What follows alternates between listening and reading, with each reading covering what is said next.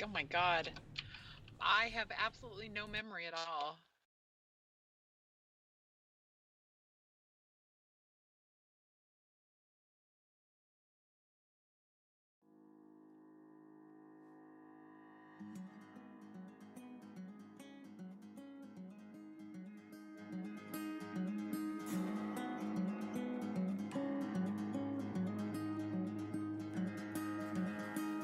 I see the clouds, they're rolling in.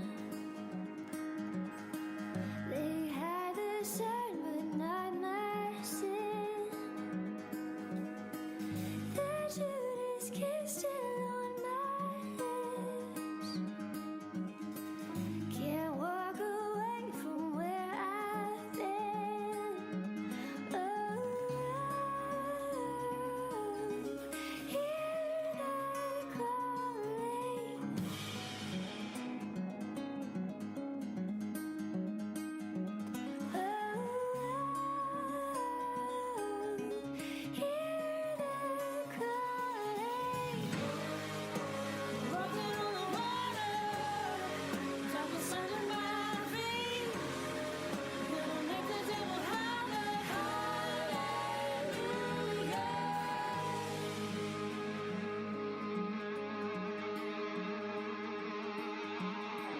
I'm tired of watching shadows bleed,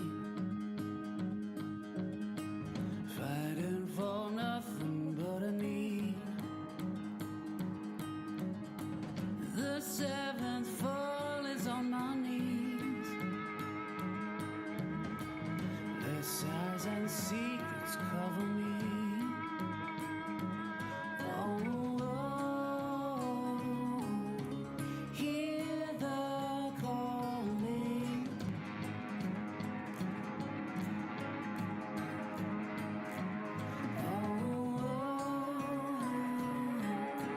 Hear the calling.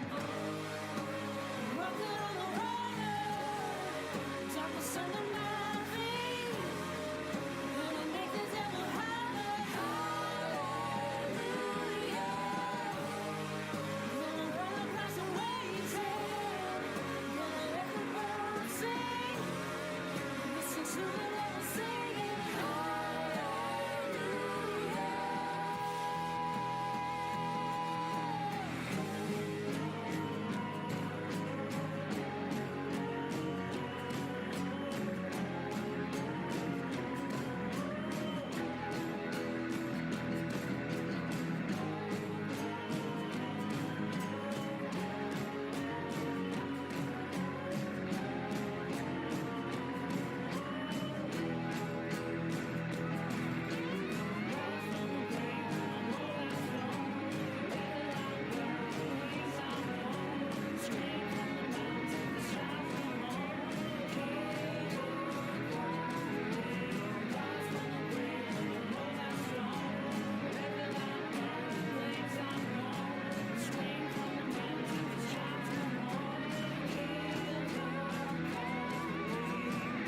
I see the clouds, they're rolling in.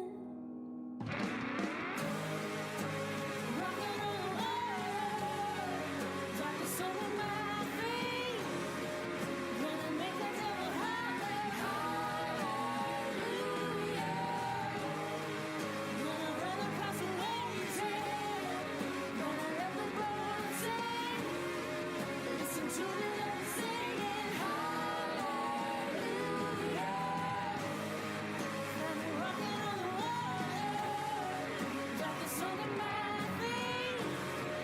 Gonna make the devil holler, hallelujah. Gonna run across the waves, gonna let the birds sing. Listen to the devil singing, hallelujah.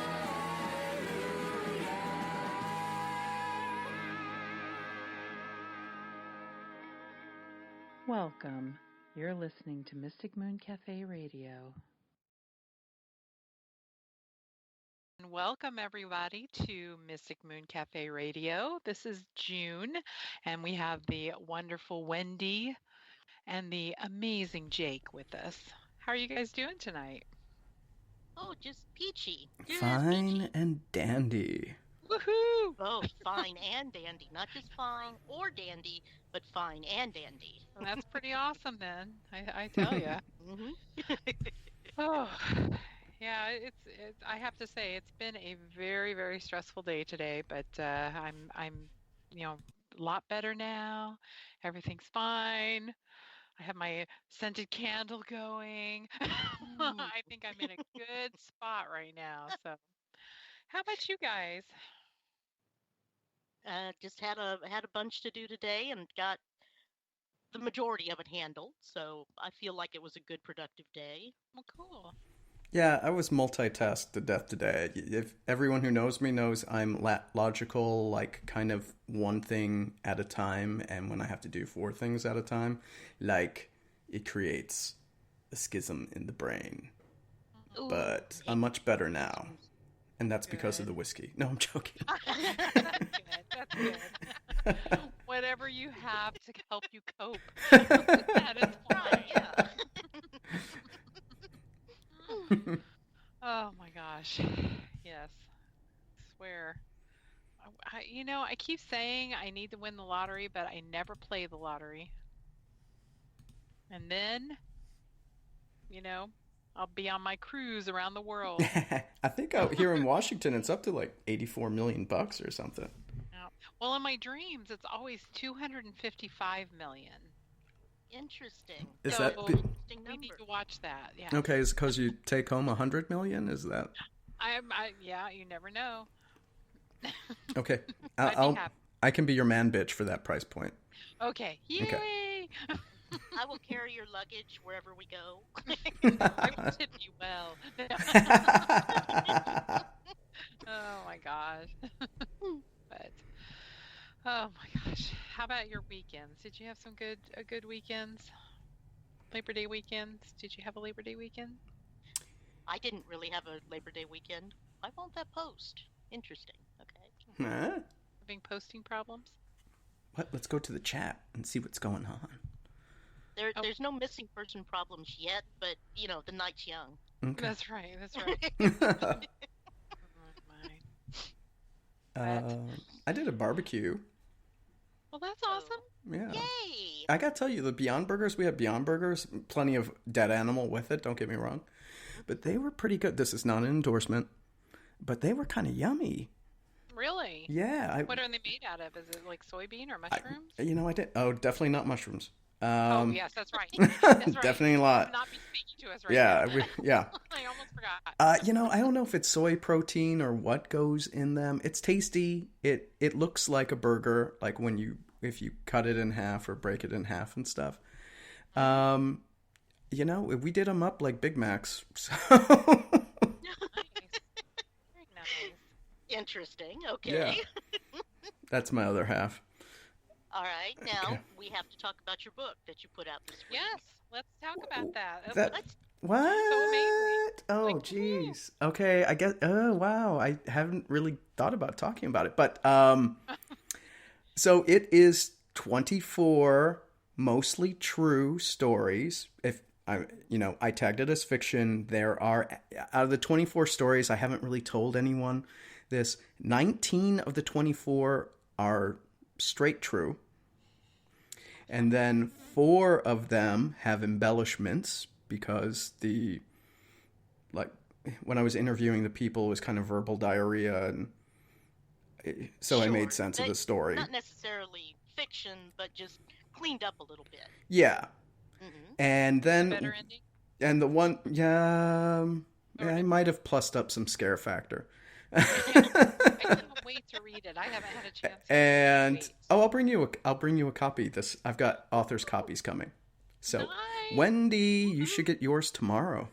Oh, that's so wow. nice. Yeah. Aw. And the very last story is inspired by true events. I know the people. There's like 6 sections to it. 3 of them really happened.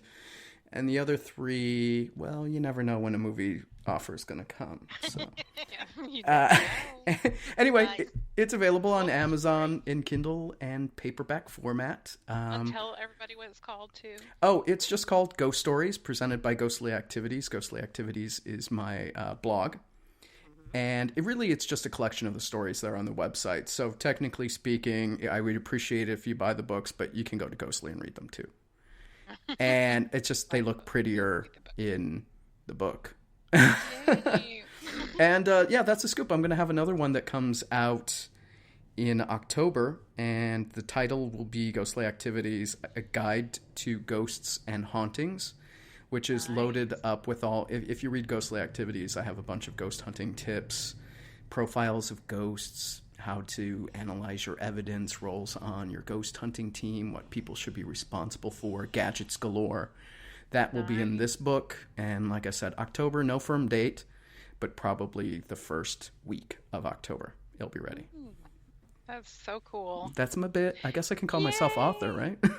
You are now an author. I am now an author.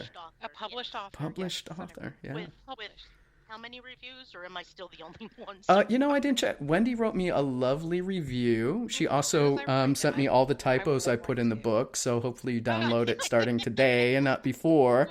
I have asked that he give me the manuscript before it gets published, though. It's a lot easier to fix then. Well, I'm just, it's digital. I just go through, find, replace, upload a new file. It goes, it checks to make sure I didn't radically change the book, and then it spits out the new one. Boom. But I feel sorry for the people the first couple of days, because they're going to be like, this jackass can't look at these typos. Where did you go to public school? I went, yes, actually, I went to public school in Wisconsin. Thank you very much. Nice and wholesome. Yes.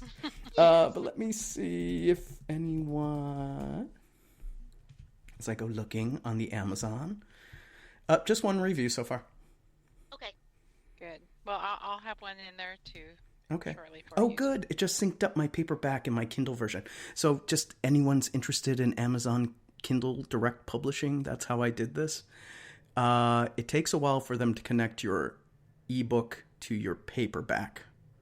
So they'll actually be separate for 3 or 4 days before they get put together. Right, they go Now, through can the you read it like through audiobook? Can you Oh, yeah. narrate it all for I could do that. Anyone that's listened to my podcast knows I read the ghost stories and do sound effects and background music and stuff. Yeah, I could totally do that for this. Awesome.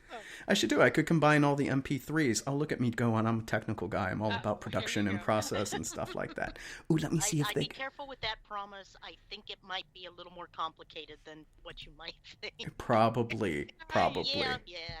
Ooh, they've got the Look Inside available now, too, so you can get a pre-read. Like, if you've got an Amazon Prime membership, you could read the first 3 stories before it cuts you off. Oh, wow. I'm digging this.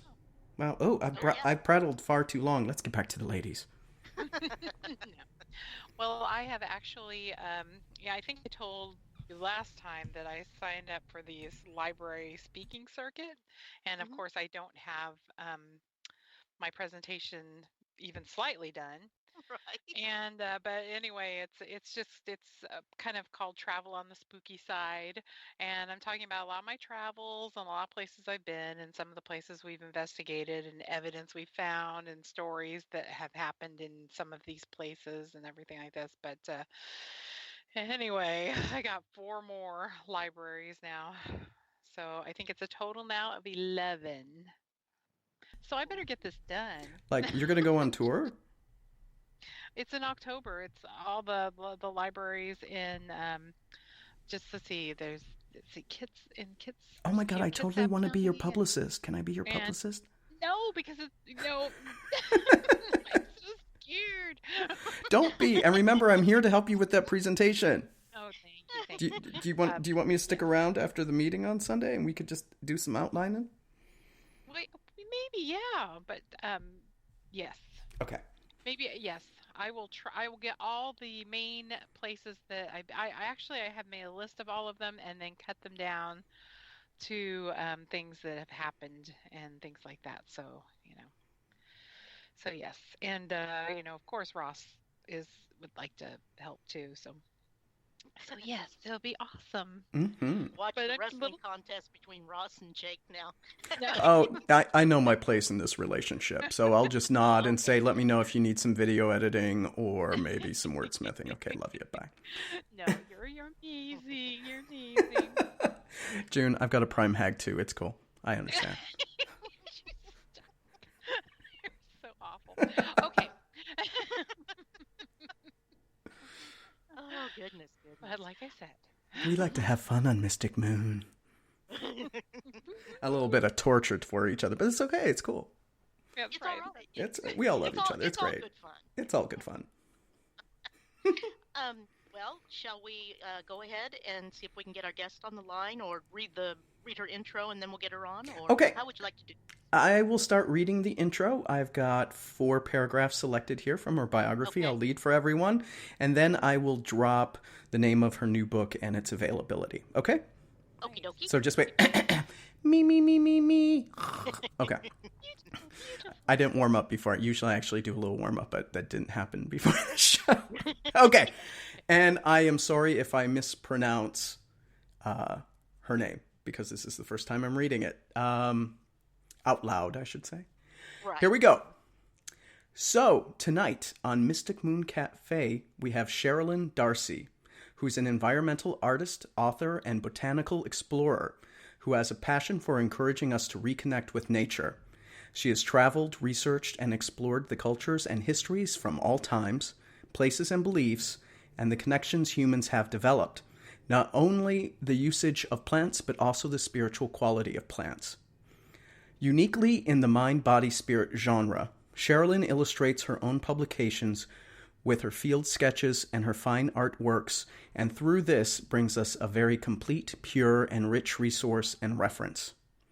Cheralyn splits her time between botanical adventures seeking forgotten orchids in forests, to replanting rescued pot plants, to volunteering at her local coastal environment center, driving the rest of the staff with her flower fun facts.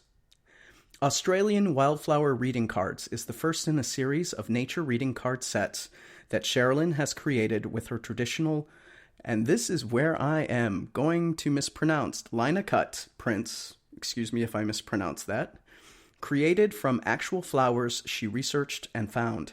The guidebook that accompanies this and all her upcoming reading card titles features botanical information as well as the meaning of each flower, so you can use the set as an oracle or affirmation deck and a nature-based educational and art resource.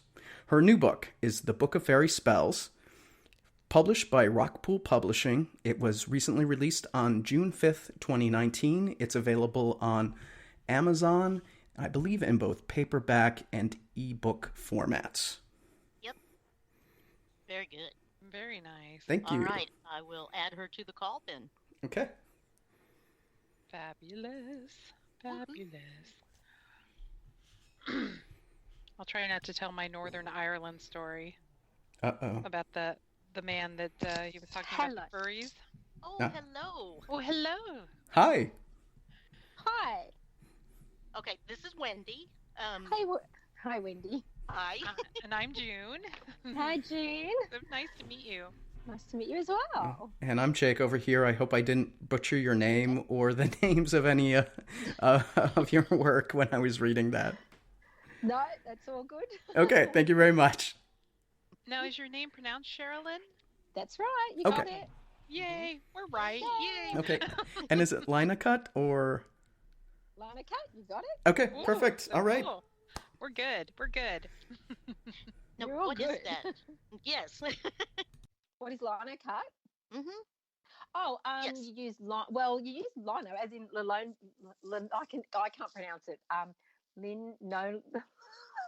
goodness, lino that you put on the floor. We call it lino in Australia, but it's got a longer name. Yeah, and I know I lived in America and I can't pronounce it the American Oh, way, linoleum? but that's the word. I can't Okay. pronounce it. Okay, Ah, linoleum. Okay. It's that, and you carve it. You can use that. That's the one traditional way, but you can do it with wood block as well. So you carve it, and then you roll black ink on it, or you can do coloured, but I do black ink, which is traditional. And then you print it on a piece of paper, and then that's a black and white print image. And then I go in and colour it with paints as well sometimes, and that's it. So lino print or block print, Nice. they call it.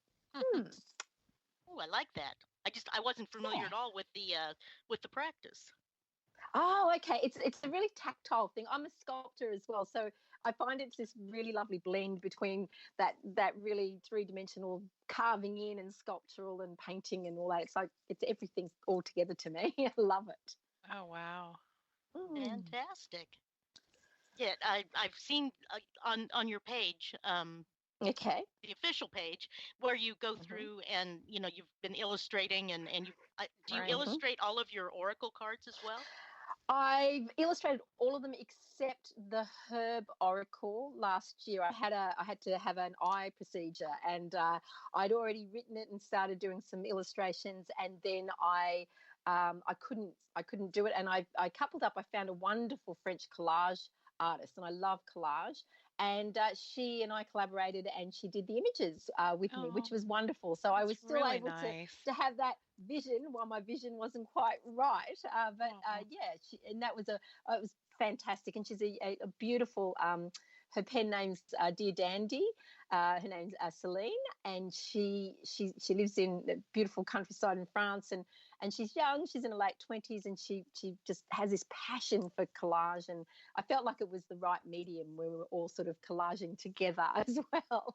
So oh, wow. very special deck. So that's yeah. But other than that, I illustrate all the rest, and I'm back to illustrating now, and I'm very grateful that that Celine was around to help me with that very, very much. And she did a beautiful job as well. Beautiful, absolutely that's beautiful. nice. Mm-hmm. That's so nice. I was going to say, I mean, I've got a copy of the Book of Faerie Spells right here, and it is gorgeous, everyone. I don't know if you've seen it, but Yes. like with the two fairies, well, you've got like, no, I'm just, I don't know all my fairy species, but you've got the two ladies with the wings and the gnomes, a pentacle. It's this lovely purple, and inside when you see the calligraphy at the beginning, the illustrations, the paper quality, it's amazing.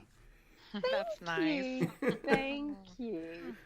Well, it's number 4 in the series of the spell book series, and they're all based on plants and flowers. And there's the Book of Flower Spells, Book of Herb Spells, Book of Tree Spells, and now the Book of Fairy Spells, because the Fae are, of course, are the guardians of plants and flowers and trees. And so I wanted to create a spell book. Well, I did create a spell book that was looking at the energies of certain flowers and plants and fairies, and I was getting the correspondences together. So each spell actually embodies the energy of the certain fae, person, creature, and the flower or plant as well. So it's a beautiful it's a little journey. I know it's a bit of a cliche, but it is into and a little lesson on the correspondences between different plants and different fae folk as well.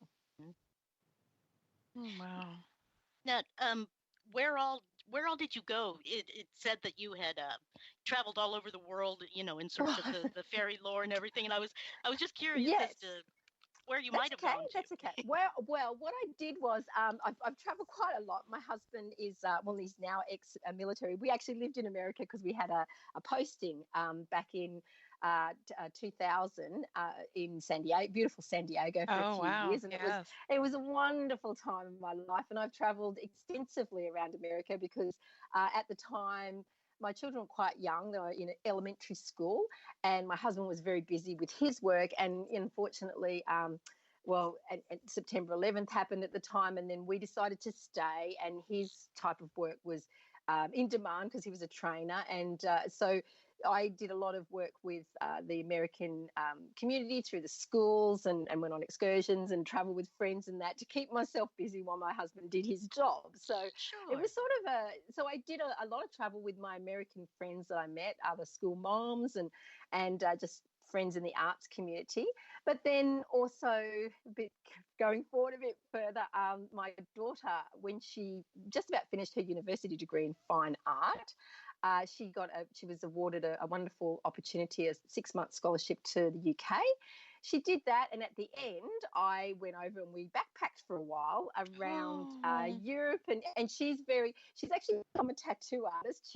That's what she always wanted to do. So she got a fine art degree, and she's a tattoo artist, but she wanted to travel for the arts. So we went to all the museums, and she loves gardening as well, and the plants. So we went to Ireland, we went to France, all around England, all, of course, all the, Stonehenge and all these places as well. And actually, we went to Oxford, and we had a wonderful time at some beautiful institutions there, just studying botany and archaeology as well, for her work and my work as well. So that's where I got a lot of inspiration for a couple of things, and the fairy book as well. So, particularly in Ireland, of course, I spent a lot of time yes. through Kildare and around there. Yeah, and a lot Mhm. of people. So we backpacked, we travelled around, and we did all these things. And in Glastonbury, we spent a lot of time. We spent about a week in Glastonbury, and Love luckily, Glastonbury. look. Do you know, my big tip is go the week before the Glastonbury Festival, because it's really quiet and you get the whole place to yourself. And it's about 2 weeks before, because I was like, it's really quiet here. It's good. And all the locals are saying, oh, yeah, because the Glastonbury Festival's in 2 weeks' time. This is the best time to come. And it was. We went up the tour and we had it to ourselves. We went to the gardens around the Chalice Well, and I got to talk to all the gardeners, and it was wonderful. So that's where it's a lifetime of inspiration, as I am a gardener. I've gardened all my life. I've worked with various environmental institutions in Australia. I've worked teaching at the Australian Museum, doing their environmental programs. I was a volunteer weekly at my local environment centre, which was the first ever council, you'd call it county, eco centre in Australia. I loved it. I did admin work and then field work as well. And all of that, connecting with the land and with gardening, that's where my experience comes from. So it's not just travelling to the famous places and the old places. That teaches heritage, but you have to do it. You have to plant a tree to understand a tree. You've got to grow things to learn the energy and experience as well. I truly not only believe it, I know it. So that's where it all comes from and comes together. That's amazing. Hey, I was wondering, what do people in Australia usually think about Mm-hmm. fairies? I know, Mm-hmm. Australian culture is a little more, I'll see it or I'll believe it when I see it, well, some of the Australian Or people I know. the take on it. Yeah. I think it depends. Yeah, I think it depends who you're speaking to, whereabouts you are. But I think it's very similar to I know from experience, and I've just been to America a couple of months ago. I was asked to speak at your INATS festival, so I had a lot of recent experience as well. The International New Age trade show for conscious living in Denver, Colorado. Had a wonderful time. Spent a lot of time speaking to people that have stores and other authors and publishers, and it was just wonderful. But I really felt like the fairy understanding and is very similar to America, to Australia. So you do have those people that feel that way, and you do have people that look, there's all levels. They're very much into the prettiness, I suppose, and maybe the bit more of the Tinkerbell Yes. imagery of the fae. And then you have people that are more into the more, which I feel like it's about angels and spirits. It's an energy. It's I think that the pictures that we imagine fairies to be, whether they're beautiful on the cover of like my book with the wings, or they're a bit grungier, they're human interpretations. I think that they are light beings, that they are an energetic force, and they probably reveal themselves, or I think they do, to everybody in the way that they can understand it. I don't think there's a right or a wrong to what they actually look like. I think they have their own way, and it's just I think of this as the language of flowers and plants as well. It's the way we can understand that language, and the visual language of fairies as well. But there's a very big fairy community in Australia. There's a lot of wonderful fairy artists and writers and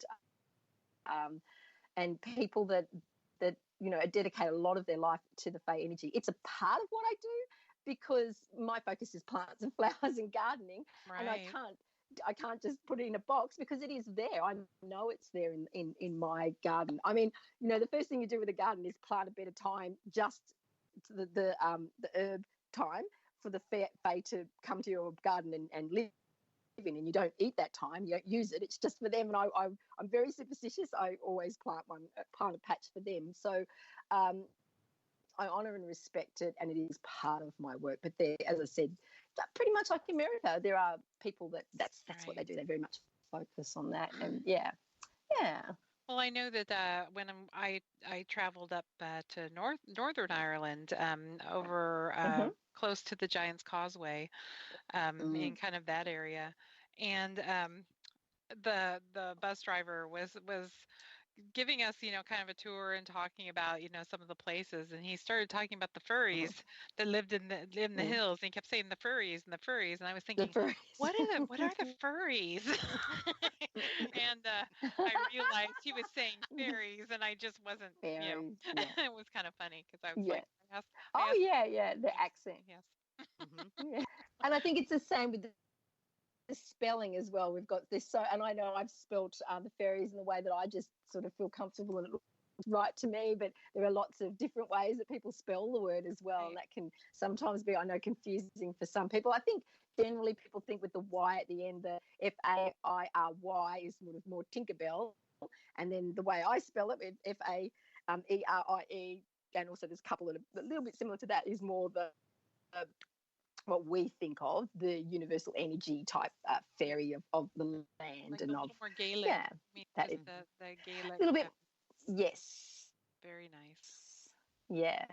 I think it's easiest for us to understand. The same as the magic and magic with the K, it just gives us a little bit of, we're not talking about rabbit out of the hat magic. We're talking about earth magic. So the same kind of thing. Yeah.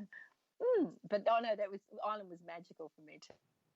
Oh, it was just, just wonderful. It's still on my bucket list. It's on your bucket list. Yeah. You've got to get there. I will get there. Back to the motherland. My dream is,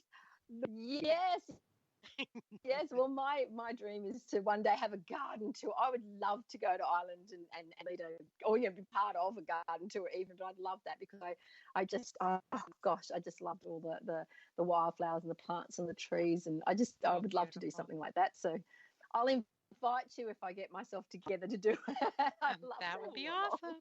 Yes. Yeah. That would be so much fun. Yes, it would. Yeah. Well, okay. Back to the working with them a little bit. How long did it take you to establish? I'm going to call it a good working relationship with the Fae, or is that just kind of hit and miss anyway?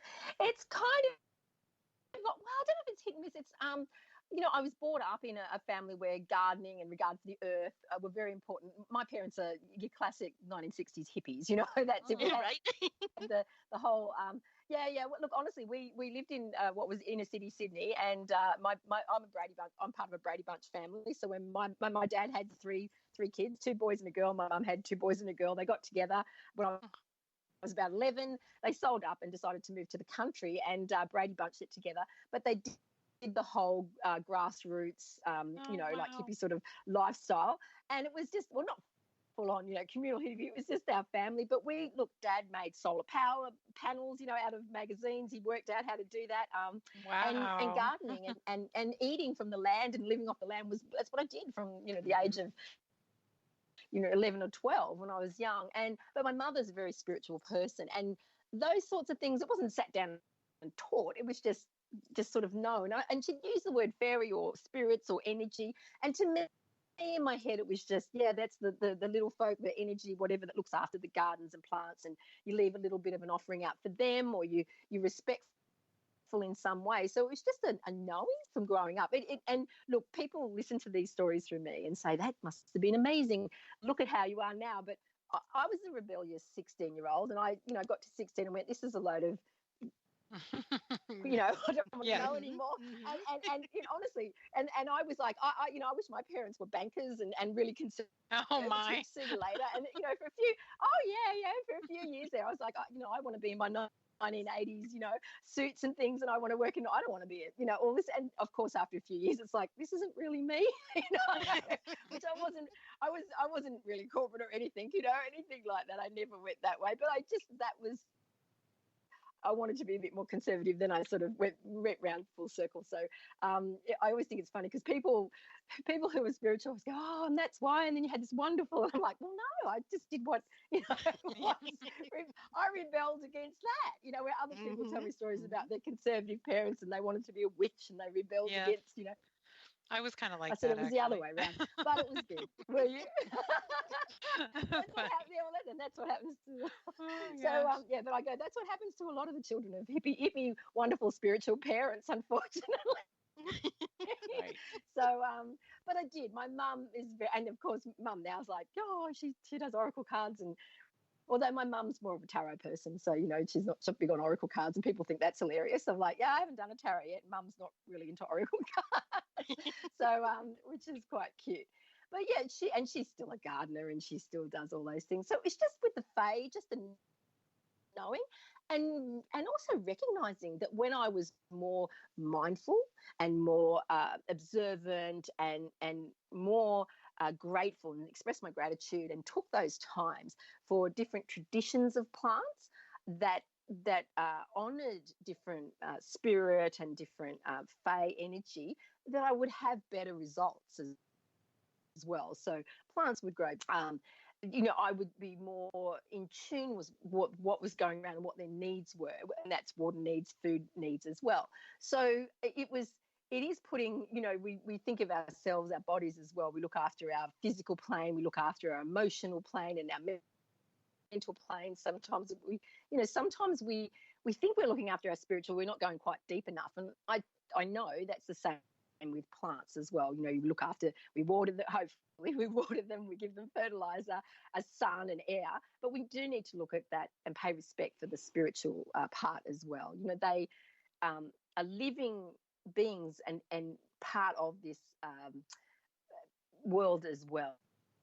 And I Right. think we put nothing wrong with it, but we put a lot of emphasis on animals and, you know, our animal totem and that's great. I love foxes. Not a popular choice in Australia, can I just say, because Oh, they're a bit of a you're problem here. so But cute. you know, I feel yeah, they are so cute, and I feel very, very, very you know, akin to foxes. But there's a lot of that says that, you know, we're more drawn to animals and we relate to them because they have faces and they have you know, that they are you know, they're a being that we can relate to and we can understand. Plants don't really have faces. You know, we might be a bit more drawn to flowers Hmm. because they're pretty, and there's a whole other thing with that, you know, the Botany of Desire by wonderful Michael Pollan, about our being, that's what they're there for us to be attracted to them so that we plant them more often. But I know that we used to have to be like that, and the Fae would help us as well through tradition and the stories surrounding plants and their Fae counterparts, and all these stories and myths and legends, they were all teaching tools so that people would know how to look after plants and where to find them, and how to, you know, look after the environment as well. They all have a very good storylines through them that will help us.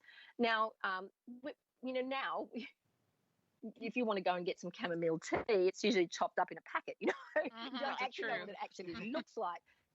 Yeah, and this is the thing. It's not, you know, and that's the thing. We've become divorced from the plant world, and so we don't look at it and think of plants as being a spiritual ally. There are some people that do, but I'm talking about the majority of people. Far more people will tell you what their animal totem is than their, oh, this is my spirit, my plant ally, unless they're from a traditional background and working with it right now. Hmm. So, but there sure is. You know, you walk out the front door and there's more plants than there are animals. I'm going to, even here where I live, I'm about an hour and a half north of Sydney, which is a big capital city that I think most people are familiar with around the world. If I walk Right. out the front, well, particularly here, you know, there's bottle brushes, there's daisies, there's all these things here, but I'm probably not going to see a fox, you know.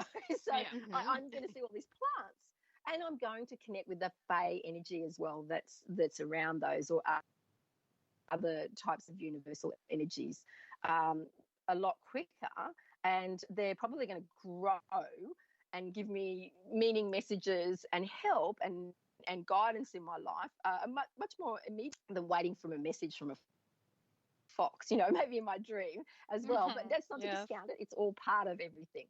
But yeah, so if that kind of, I've given you a really big answer to that one, haven't I? No, that's really nice. Sorry. That's really good. Yeah. But yeah, so that's kind of, it's just a knowing. And once you know and connect it, then yeah, it makes complete sense. Yeah. And being honoring it. Mm. So what kind of got you started into writing your books and story? What was your motivation that kind of pushed you Uh, to write this? okay. Well, I'm the classic. Look, I tried to get published for a very long time. So, about 20 years, I was writing about flowers mostly and plants. I approached all of the big publishers, traditional ones, Mind Body Spirit publishers, and I got rejected all the time for over 20 years. So Oh with my man. artwork, without my artwork, my books as well. This is a big for people who are listening. And I do this at my talks. I say, look, if there's anybody listening who's writing oracle cards or books, it's a good lesson. This is the part of the lesson I'd like to share with you. I never gave up, but I didn't just write one book or one oracle deck and then pound on doors for 20 years. I kept on with my passion. Right. My passion is plants and gardening and art.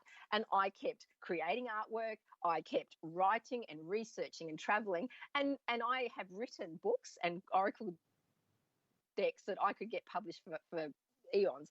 I think I had 6 things. I'm now actually up to my 16th title published in 5 years. So, and I just Wow. signed 4 contracts yesterday. Now, so by the end of next year, it'll be 20 titles based on plants in 6 years. And the reason is not that I've written that many then. Thank you so much. And that's internationally published with, Rockpool Publishing Australia, but then Red Wheel Wiser, Simon Schuster distributes, and all around the world. So, and my titles have just starting to come out in French now, and they've gone to Belarus and Russia, Czech Republic, Oh my and gosh. it's been exciting. But what happened was, and I'll tell you, it was I'm one of those girls who doesn't like divulging my age, but it was 5 years ago. So it was actually 2 weeks before my 50th birthday. So I hadn't been published. And I'd self-published my Australian little oracle. I did it on Game Crafter, so it was really crappy. I say crappy, but people love these cards. I love them too, but it was just the Game Crafter, cheap little paper, and I went, I'll just try it and do that. And then I just thought I'll just give it one more go, and I put it out to 3 publishers because I just went, I'll do this oracle deck, and I've got the books and all this, and all 3 said yes. And I went with Rockpool Publishing. I just liked them. And it was just happened like that. And then they said to me, well, what will we do next? We're going to publish this, what next? And I went, well, here's all the stuff I already Yeah. done. I just do plants. And it's not to say, a lot of this stuff, together we've decided we'll do this now, we'll do this. And I've had to do some extra artwork and that. But I have, I'm in my studio at home now, and it's like there are honestly bookcases full of oracle decks and books that I'm writing, in the process of writing. And this is my lesson to everybody: is just don't give up on the passion and the dream, but don't just put yourself on one thing and go, right, when this gets published in 20 years' time, just keep doing your work. I kept working as if I was published, because my dream was to create the body of work. And yes, the big dream's to get published, because then I can share my work. But but my actual passion isn't being famous. My actual passion isn't actually being published and getting people to ring me up like your wonderful show and talk. My passion is plants and researching and putting that work together for other people. And if I get published and I can share it with other people, hurrah, because Right. I love sharing what I found. And that's the whole thing. And then when the time comes and then someone says yes, that passion shines through, and it's like, yay, we've got all this. So and then the publishers sort of go, this is for advice for people out there, they say, oh my gosh, you've got this whole big body of work. We're not sitting here going, well, when are you going to write something more? I'm like, it's all here. Right. Here it is. So yeah, here it is. So that's it. And also the big lesson is don't give up. Don't give up. That's Because right. you don't know when someone's going to say yes. And you can self-publish, but make the passion the subject, not yourself. I think that's the big thing. So yeah. That's really good advice.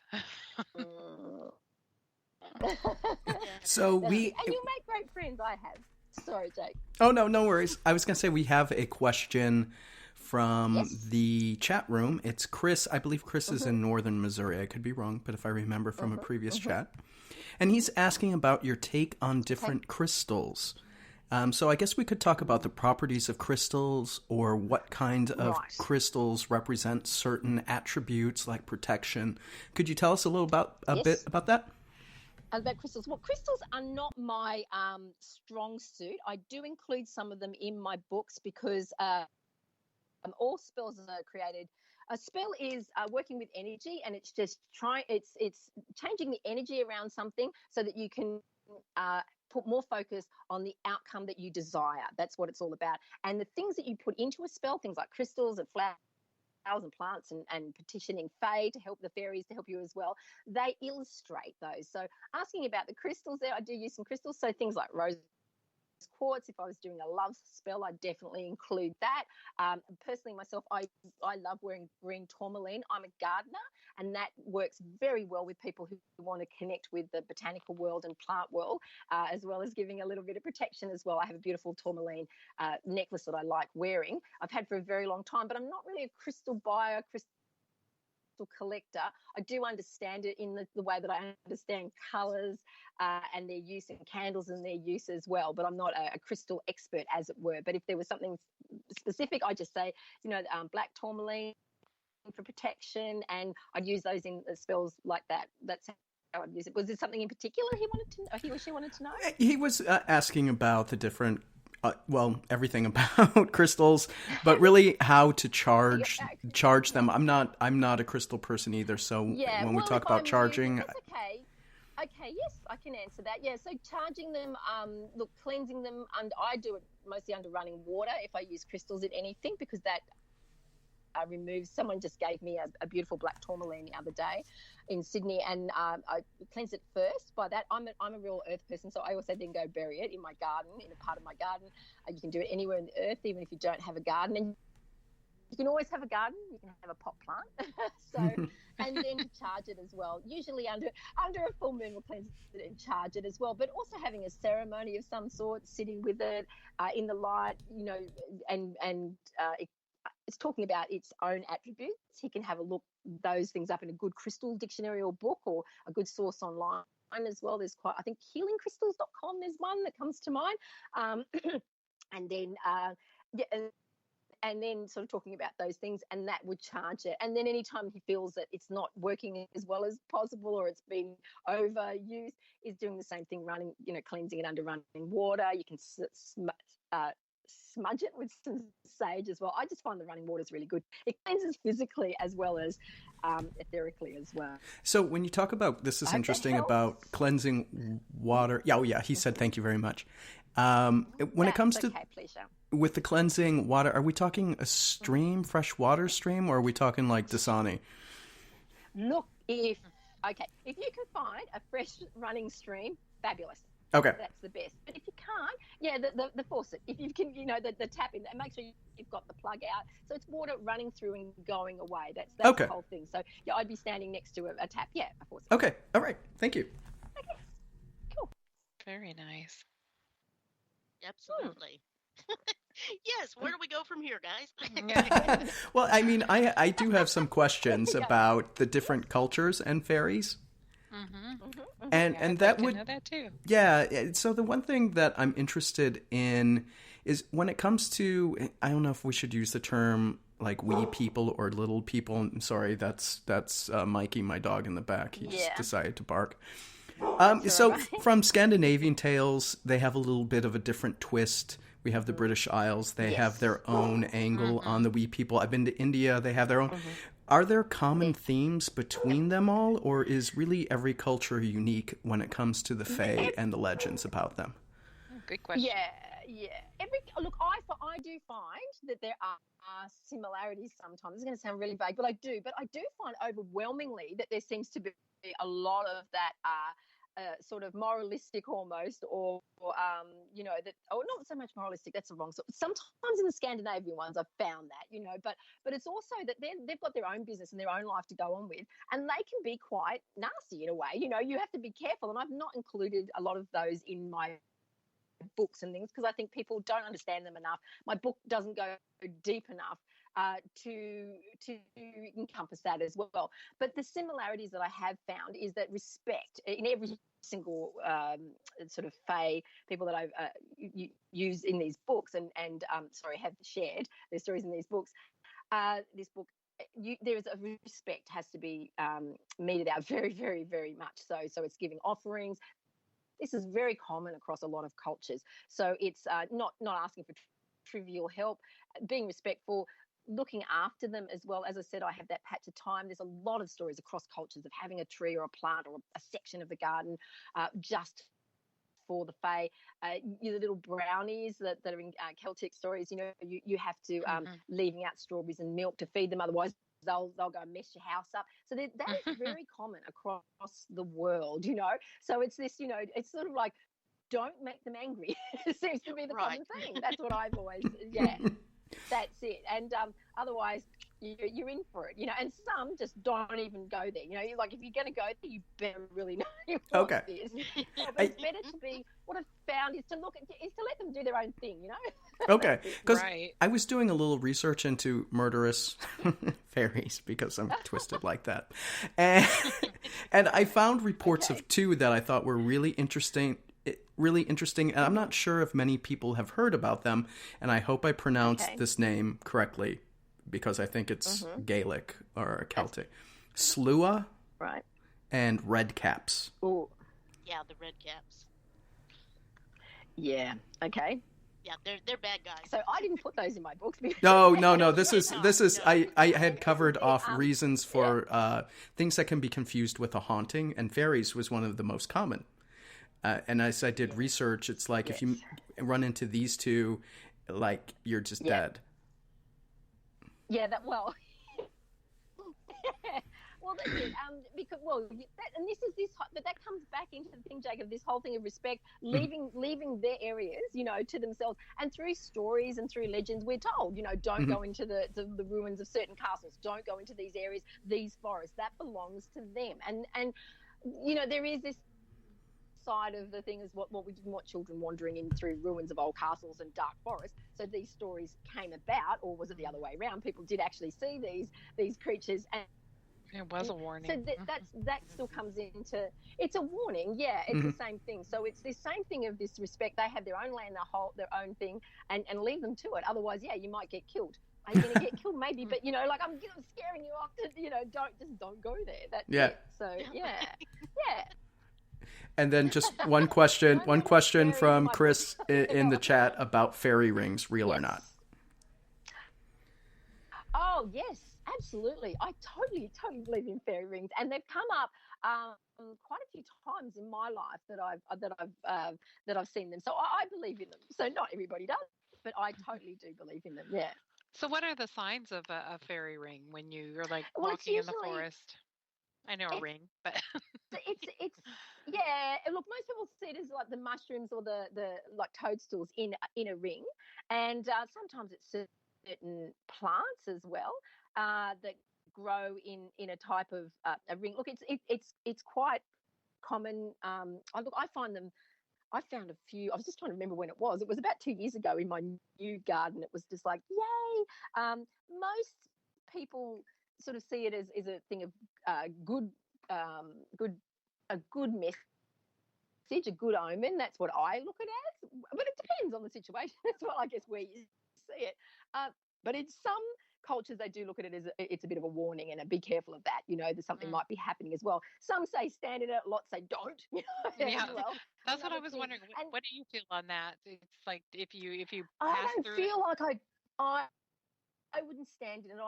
I'm very respectful. That's how I am. So personally, no. I just feel drawn not to. Now, the reason, and because I write a lot about the language and of flowers and the doctrine of signatures of plants, and people often ask me with those things, why are there different meanings that I keep coming up with? Why do carnations mean death in the Mediterranean, but they mean love in other parts of Europe? And the same as this fairy ring thing and different fae, it's because we've lost that, it's like we've lost those stories down the line. They've become changed. There's a lot. If you've noticed, there's a lot of things, particularly with different plants. It's like if you put this plant outside, it attracts witches, and then you'll read somewhere else, if you put this plant outside, it'll make sure witches never come to your house. There's a lot of those, right. And it's You're just like, because what it's been is it? obviously miswritten. Yeah, what is it? Yeah, it's been miswritten, and I think this is the same with the fairy ring. It's like in different. It's not that one's right and wrong, right. Well, one probably is right. So you've got to go with how you feel as well when you're there. How do you know? It's like you work more with plants and the earth and take notice, and it's like sit down and listen, and then you'll get a stronger connection with it as well. So yeah. Wow. This was fascinating. That's okay. So I know I talk too much about plants. It's like, don't get me started. No, This please is do. perfect. No, this is great. But Chris has a follow-up question with fairy rings, and that's, can they be used by us? Look, I have seen that we can use them for things. I don't feel comfortable. I know some people do. I don't actually use them. I think they're for the fae. Mm-hmm. And I think it's a lovely message to go, oh, the fae are here, they're working in my garden. That's wonderful. Maybe they're giving me a good message. I've seen them. I was just saying about a year ago in my new vegetable garden. Well, I've got a vegetable garden all the time, but I've got a new area out the front. And they came up just after I, was doing things. And I was feeling a bit disheartened about something else. And I was thinking about that when I walked out to the garden, and here was this fairy ring. And I really felt uplifted when I saw it. So I felt like they're doing their own thing, but I noticed that it's a good message. I wouldn't use it. It's theirs, Right. That's the thing. I took it as a message, but no, I wouldn't sit down and go, I'm going to have a little, fairy ring party around here. That's just my personal thing. So maybe people who work deeper with the fae than I do, maybe they do, so.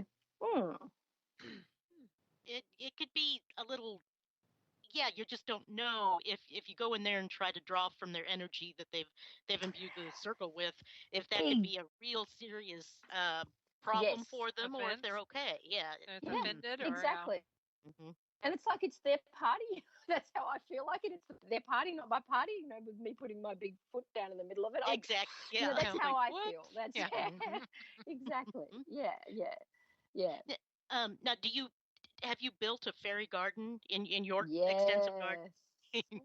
Yes. I have I have little fairy gardens around my garden that I've had. Oh, some of them I've had for quite a while, and I have 11. I'm the custodian of 11 big gum trees. I've just moved to this is my forever home 3 years ago, and I have 11 big gum trees, and I had to unfortunately say goodbye to 3 of them.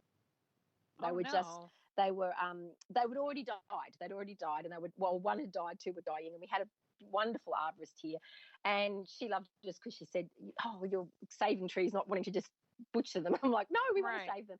So I have these 3 that I'm about to turn into permanent, because we got her to cut them off at they're 6 foot high, so I didn't want to stump some ground off. So I said, "No, leave them."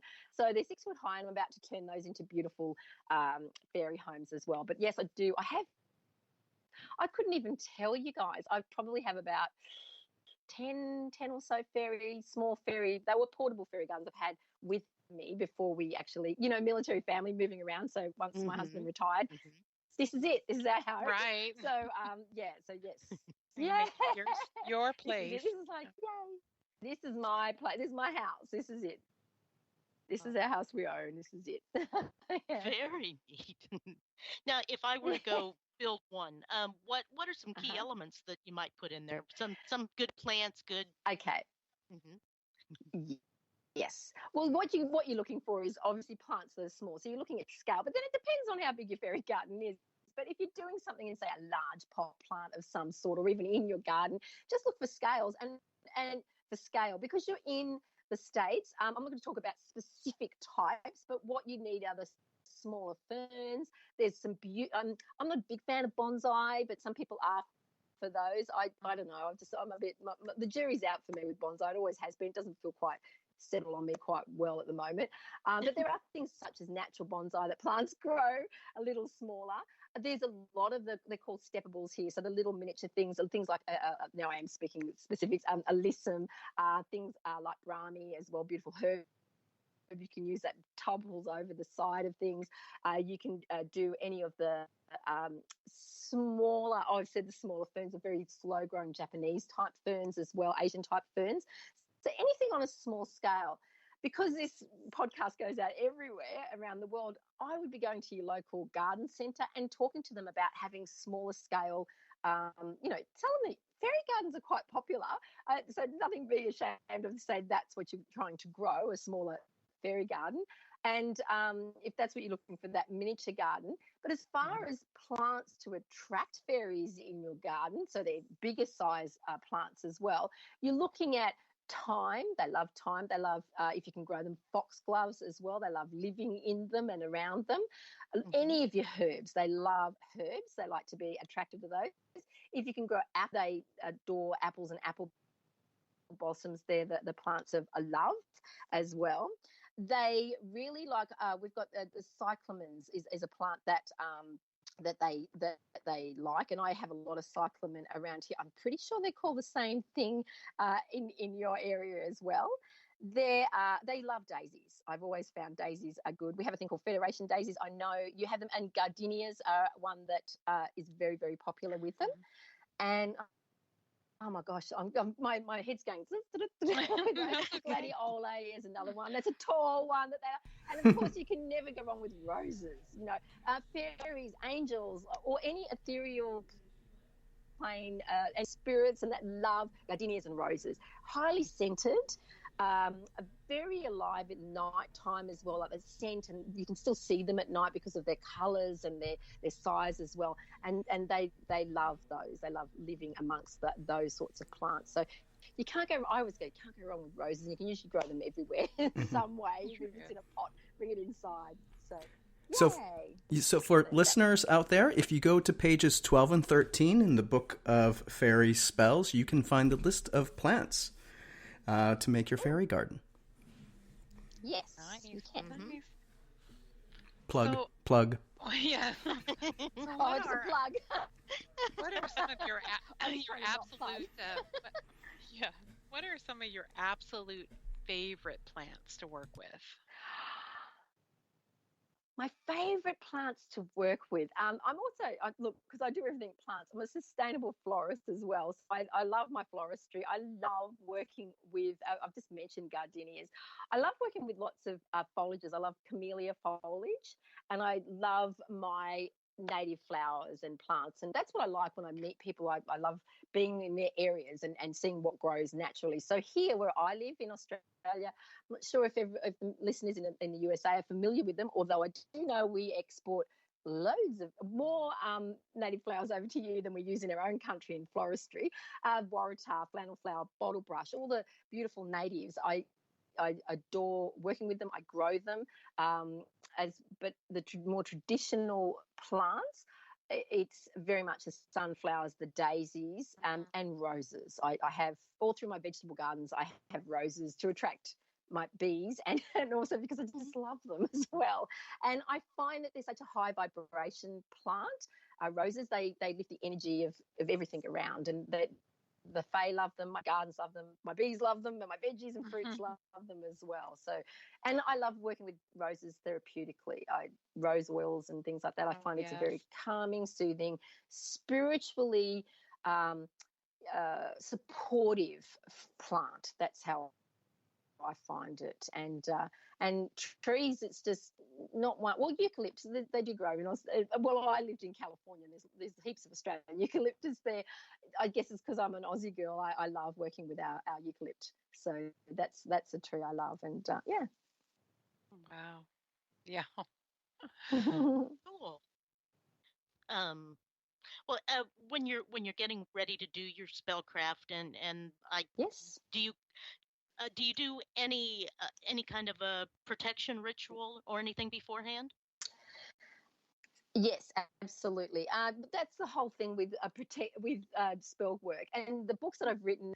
Look, if you're already practicing Wicca or witchcraft or any sort of magic work, or you're on a path of any sort, you could use this. I always say these are like recipe books. So if you have a path and you're dedicated to gods and goddesses or whatever you're doing, you can use this and use these books and add your dedication and your path to it. If you're brand new to this or a beginner or you've dabbled, you can pick these books up as well, because in the beginning and in the front of the Faerie Spell book, I let you know everything about safe use of magic, safely Mhm. casting spells, how to do it, how to create spells, how I've created these all my own spells in all these books. And in each one, this one's working with the fairies. It's how to safely work with fairies as well, and what to do.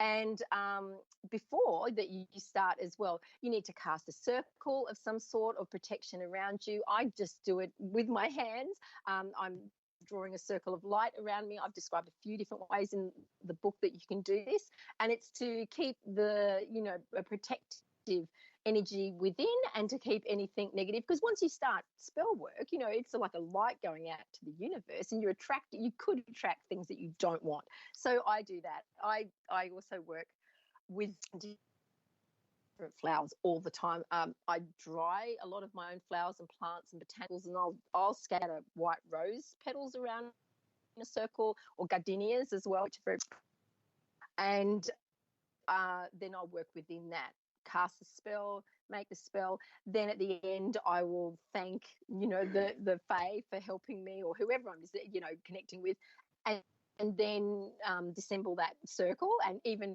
physically with my hands, if I have drawn it with my hands around me and imagined it, and make a noise, clap, ring a bell, something like that, to signify the end of that energy as well. So, but that's all I explain it in my book. So if you've got, no experience at all, and you'd like to start bringing some spells and magic into your life, you can do it really safely with this. And as I said, if you're more experienced, it might be a bit of a refresher. It might be a bit interesting to see how I do things as well. Right. And you can definitely put your own things in there. And if you're working with gods and goddesses, you can layer those in as well. So one of the things too, it's like, are any of the herbs and flowers you use dangerous to work with, or require any kind of special handling? Yes. Yeah, there are. Look, I haven't. What I've done in my books is I've not used things that are absolutely deadly. Well, I haven't. There's a couple that I have. I'm just thinking. I think monk's foot. I don't think it's in the fairy spell book. It's in another one. But I have suggested. Well, I've not just suggested. You must be careful of identification of plants and flowers. If you have it in front of you fresh. The Australian Indigenous people have been using the sort of the practice of flower essences for thousands of years, and they do it by just sitting next to a flower and absorbing the energy that way in a plant. They don't actually spray Rescue Remedy. I love Rescue Remedy. I carry it everywhere, but they don't actually spray Rescue Remedy or Waratah Memory into their mouth. Sitting next to it, they absorb it. Well, we can't sit next to a Waratah or a sunflower every day, so that's why we do the things we do. So if in doubt and you want to use one of these plants, and I have mentioned some a little bit in a couple of them, I've said this is a poisonous plant. You can't eat it. You can't put it on your skin or anything, or burn it. Use the image. You can use imagery. Yes, I do oracle cards, so do other people, but draw it, and find out about it and focus on it. But you have to be very careful. And I have mentioned that all the way through. I do mention alternatives as well to things. And of course, there's allergy concerns. Some people can be allergic to sunflowers. So you need to be aware of that and careful of that as well. And I've given advice about that as well. And if in doubt, have the flower there in a vase, make everything else, and the energy is still around you. Or have a look there's great suppliers of flower essences around the world. There's buck flowers, Australian bush flower essences. I know there's lots in America as well that are wonderful. You can add the essences. You won't get allergic reactions unless you're allergic to look at how they prepare it. But that's the safest way, because flower essences are made obviously with the energy of these flowers and plants. So Right. that's a safe way too. Yeah. Yeah, it's like the time I picked my mom a nice bouquet of daisies with poison ivy around it for her. Yes, that was very sweet. Yeah. We don't have poison ivy here, or it's not in any area here. My poison ivy story is when I went up to Stonehenge a few years ago, and I went Stonehenge and ran up to the fence with a short, like a knee-length skirt on. The next minute, it's like my legs, and I walked straight through a patch of poison ivy, and I just thought, there's a lesson. I understand that. And I did. I just went, yeah. It was like, yeah. Lucky there was, that thing that you rub on your to get rid of the thing. But it was so funny, and I did laugh. I laughed so much, and I went, of all the people to do this. Yep. Yeah, it was like, damn. It's like the animal person, getting bit by the dolphin or something. I don't know. It was just like, That's funny. I had to laugh at myself and said, I did. I went, I'm a dope, aren't I? Well, 'Cause I when was you're not up at used to Stonehenge, seeing not it, down. Yeah. it's like when you're not used to seeing it. I know. mean, I just thought it was good. Yes, I know. But I tell you what, it was a lesson. Now, this is a lesson from the plants.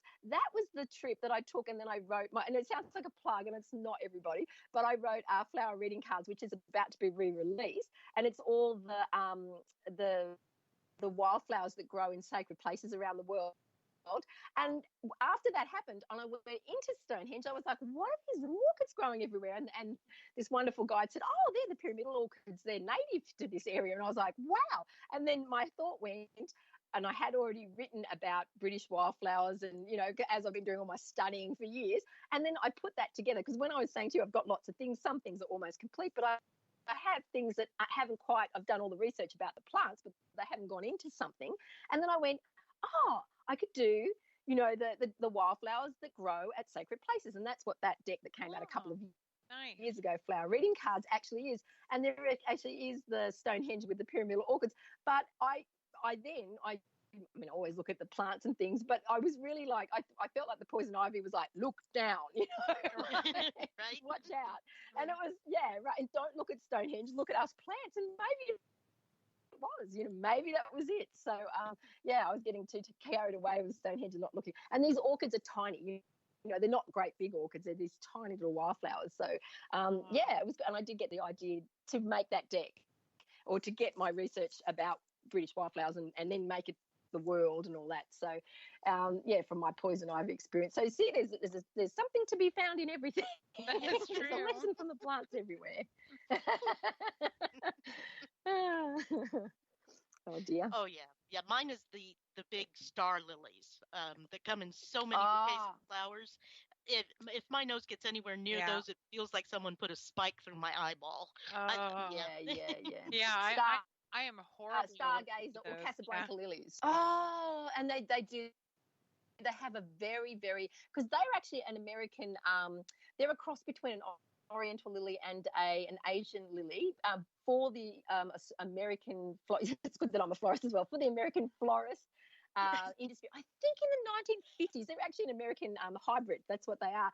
And they wanted, because one of the lilies doesn't have any scent, and one has a lot of scent, and they cross them together to get those Stargazer / Casablanca type lilies for the wedding and funerary industries. That's what they're for. But you see, I'm a person who loves that scent, but I know it's either like jasmine, it's either no.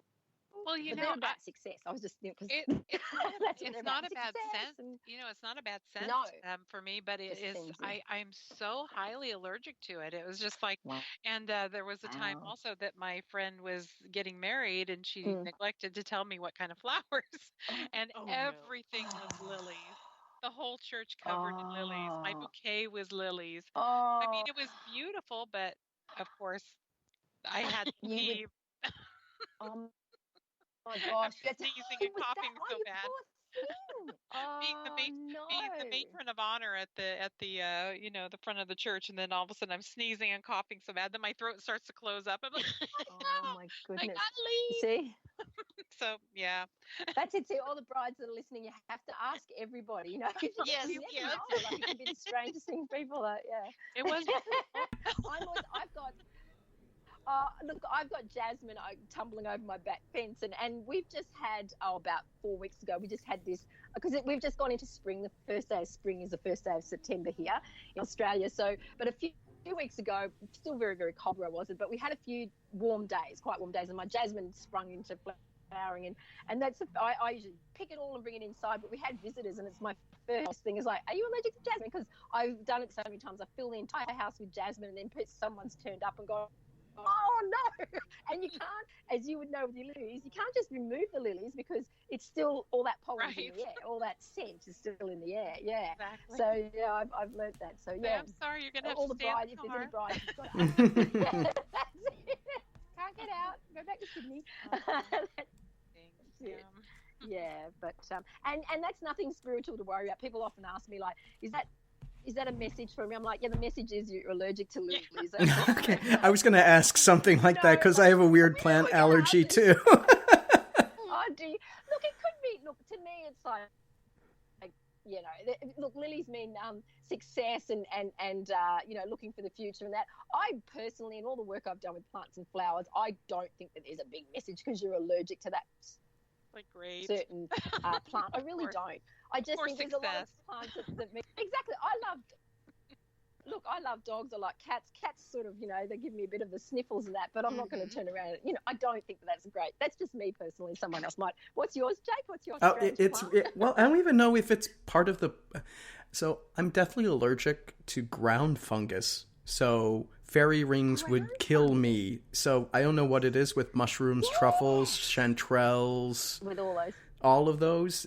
I'll be dead in 10 minutes. Yeah, I'll be dead in 10 minutes. My goodness. My goodness. Yeah. My goodness. Yeah. Well, they're all grounding. They're all, as you just said, that's what they're all about. They're very earthy and that. But look, as I said, I take more of notice of what a person doesn't like their personal. I just think on the physical plane, I don't think it's that important to me in the work that I've done. However, what you dislike, if you said to me, I don't like lilies, there's a message in that. If you told me, I don't like mushrooms, every time I think of them, I look at them, there's a message in that. With your lilies, I would be saying, well, are you scared of success? Right. You don't like them.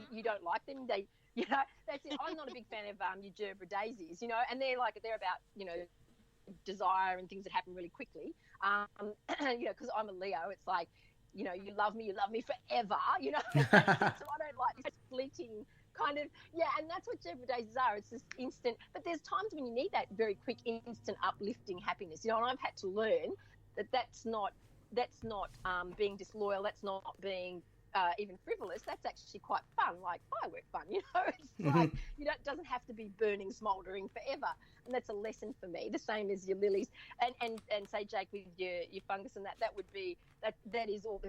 Well, there's so many different fungi and there's so many different meanings, but those sorts of things are all sort of earthy grounding, and it's like, it would be like, if you're so frightened of them you don't want them in your life, is like maybe you're scared of being grounded or staying in one place, putting your roots down somewhere, those sorts of things. Okay. So as I said, it's more about your feelings towards things than allergies, I found. Okay.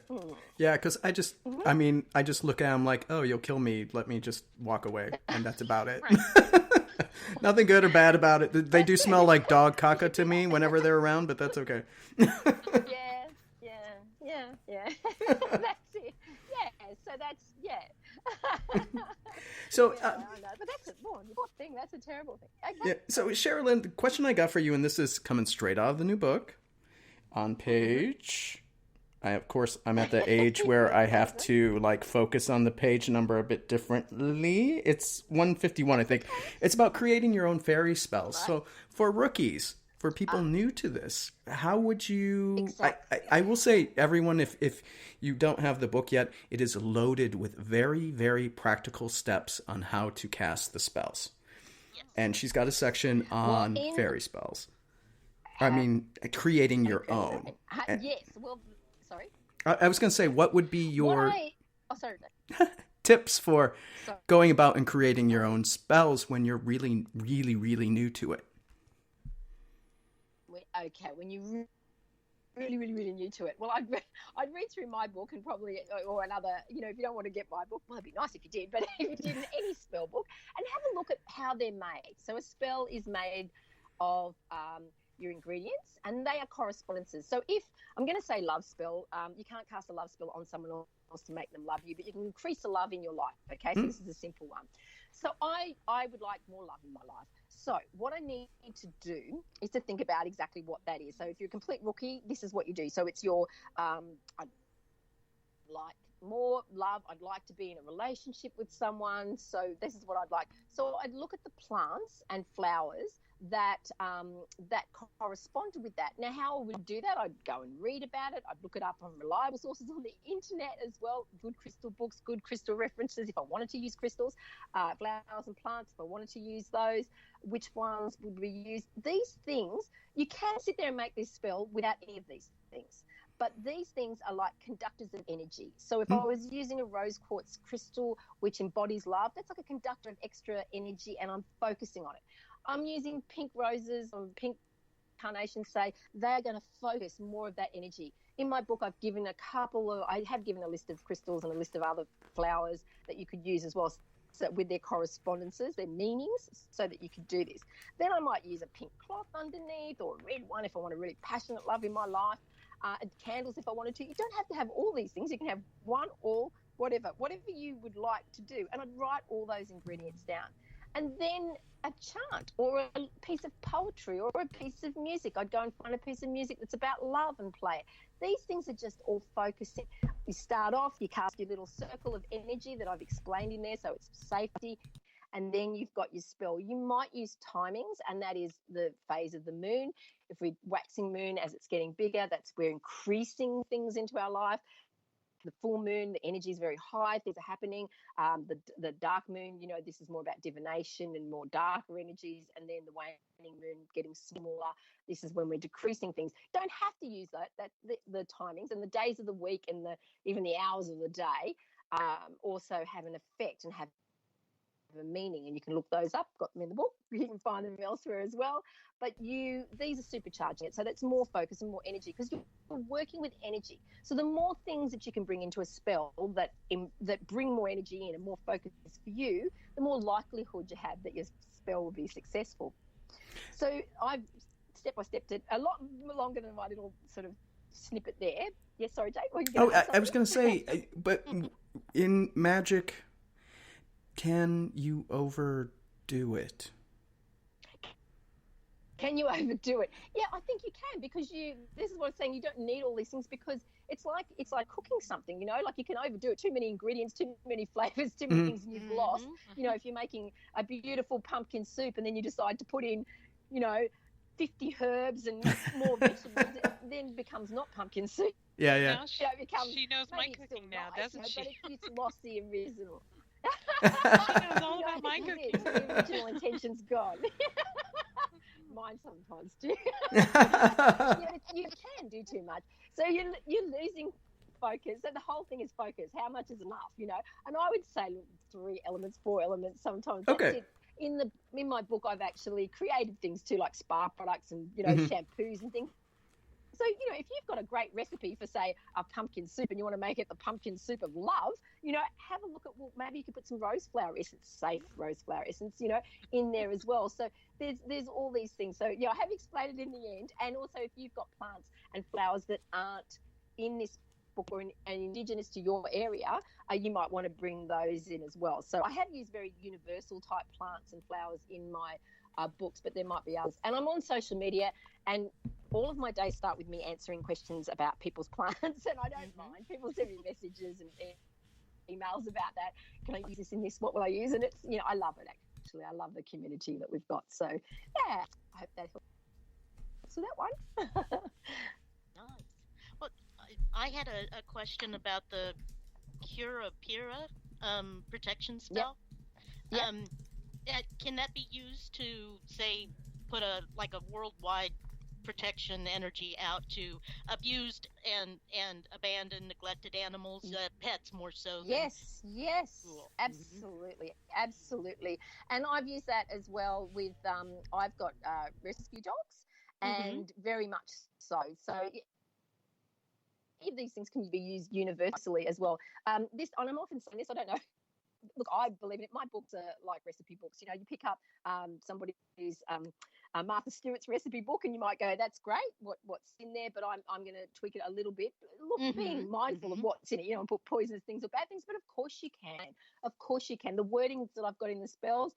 If you want to make it more universal, you want to change whatever it is. As long as it stays on that energy, and the plants that are used and their meanings. That's the whole thing. It is similar. So what you're saying, make it more universal. Make it about a particular type. Of course you can. Yes, easily. Sure, that makes sense. Now, am I saying that the Cura Pura? Yes. Okay. Yes. Is that an actual fairy of Brazil, or? Yeah.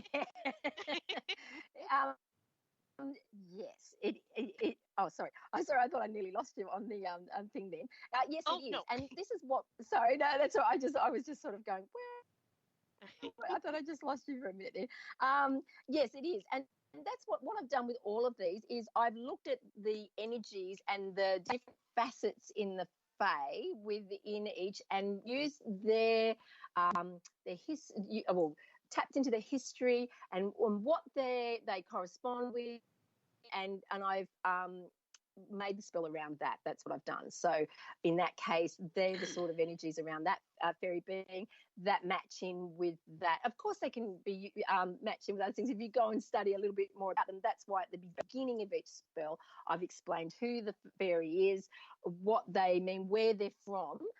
As I say, with all of my plant work and all the work that I do, I'm the beginning of the conversation, not the middle or even the end. And I hope that people have a look at that, and maybe they're further along the conversation than I am, and I'm just part of their conversation with the Fae and plants as well. So that's how I look at it. So I'm not the be all end all as well. So I hope I'm starting a conversation or being part of that conversation about the Fae and plants.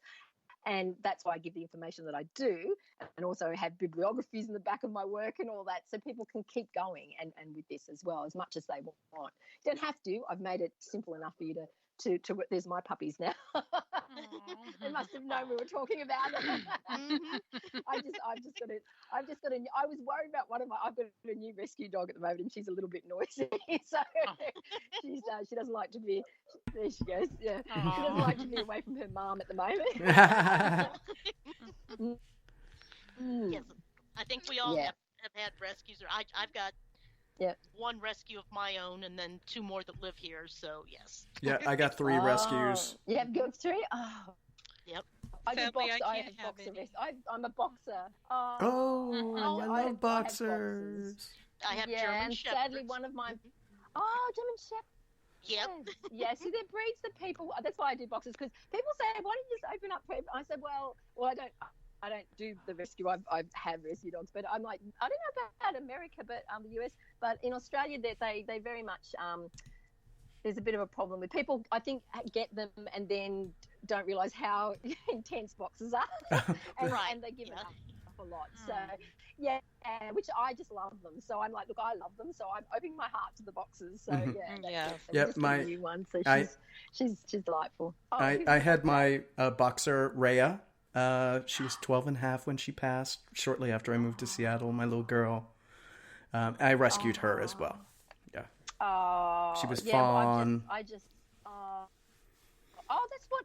I just lost one of mine who's 9.5 about only 2 weeks ago. So we're still I'm in so a little sorry. bit of I think she was. Sorry. Yeah, I'm sorry about it. Was, yeah. So I've still got 7 who's 10.5, and our new one. She's only 9 months old, so that's Daisy. Oh boy! So she didn't have a name. So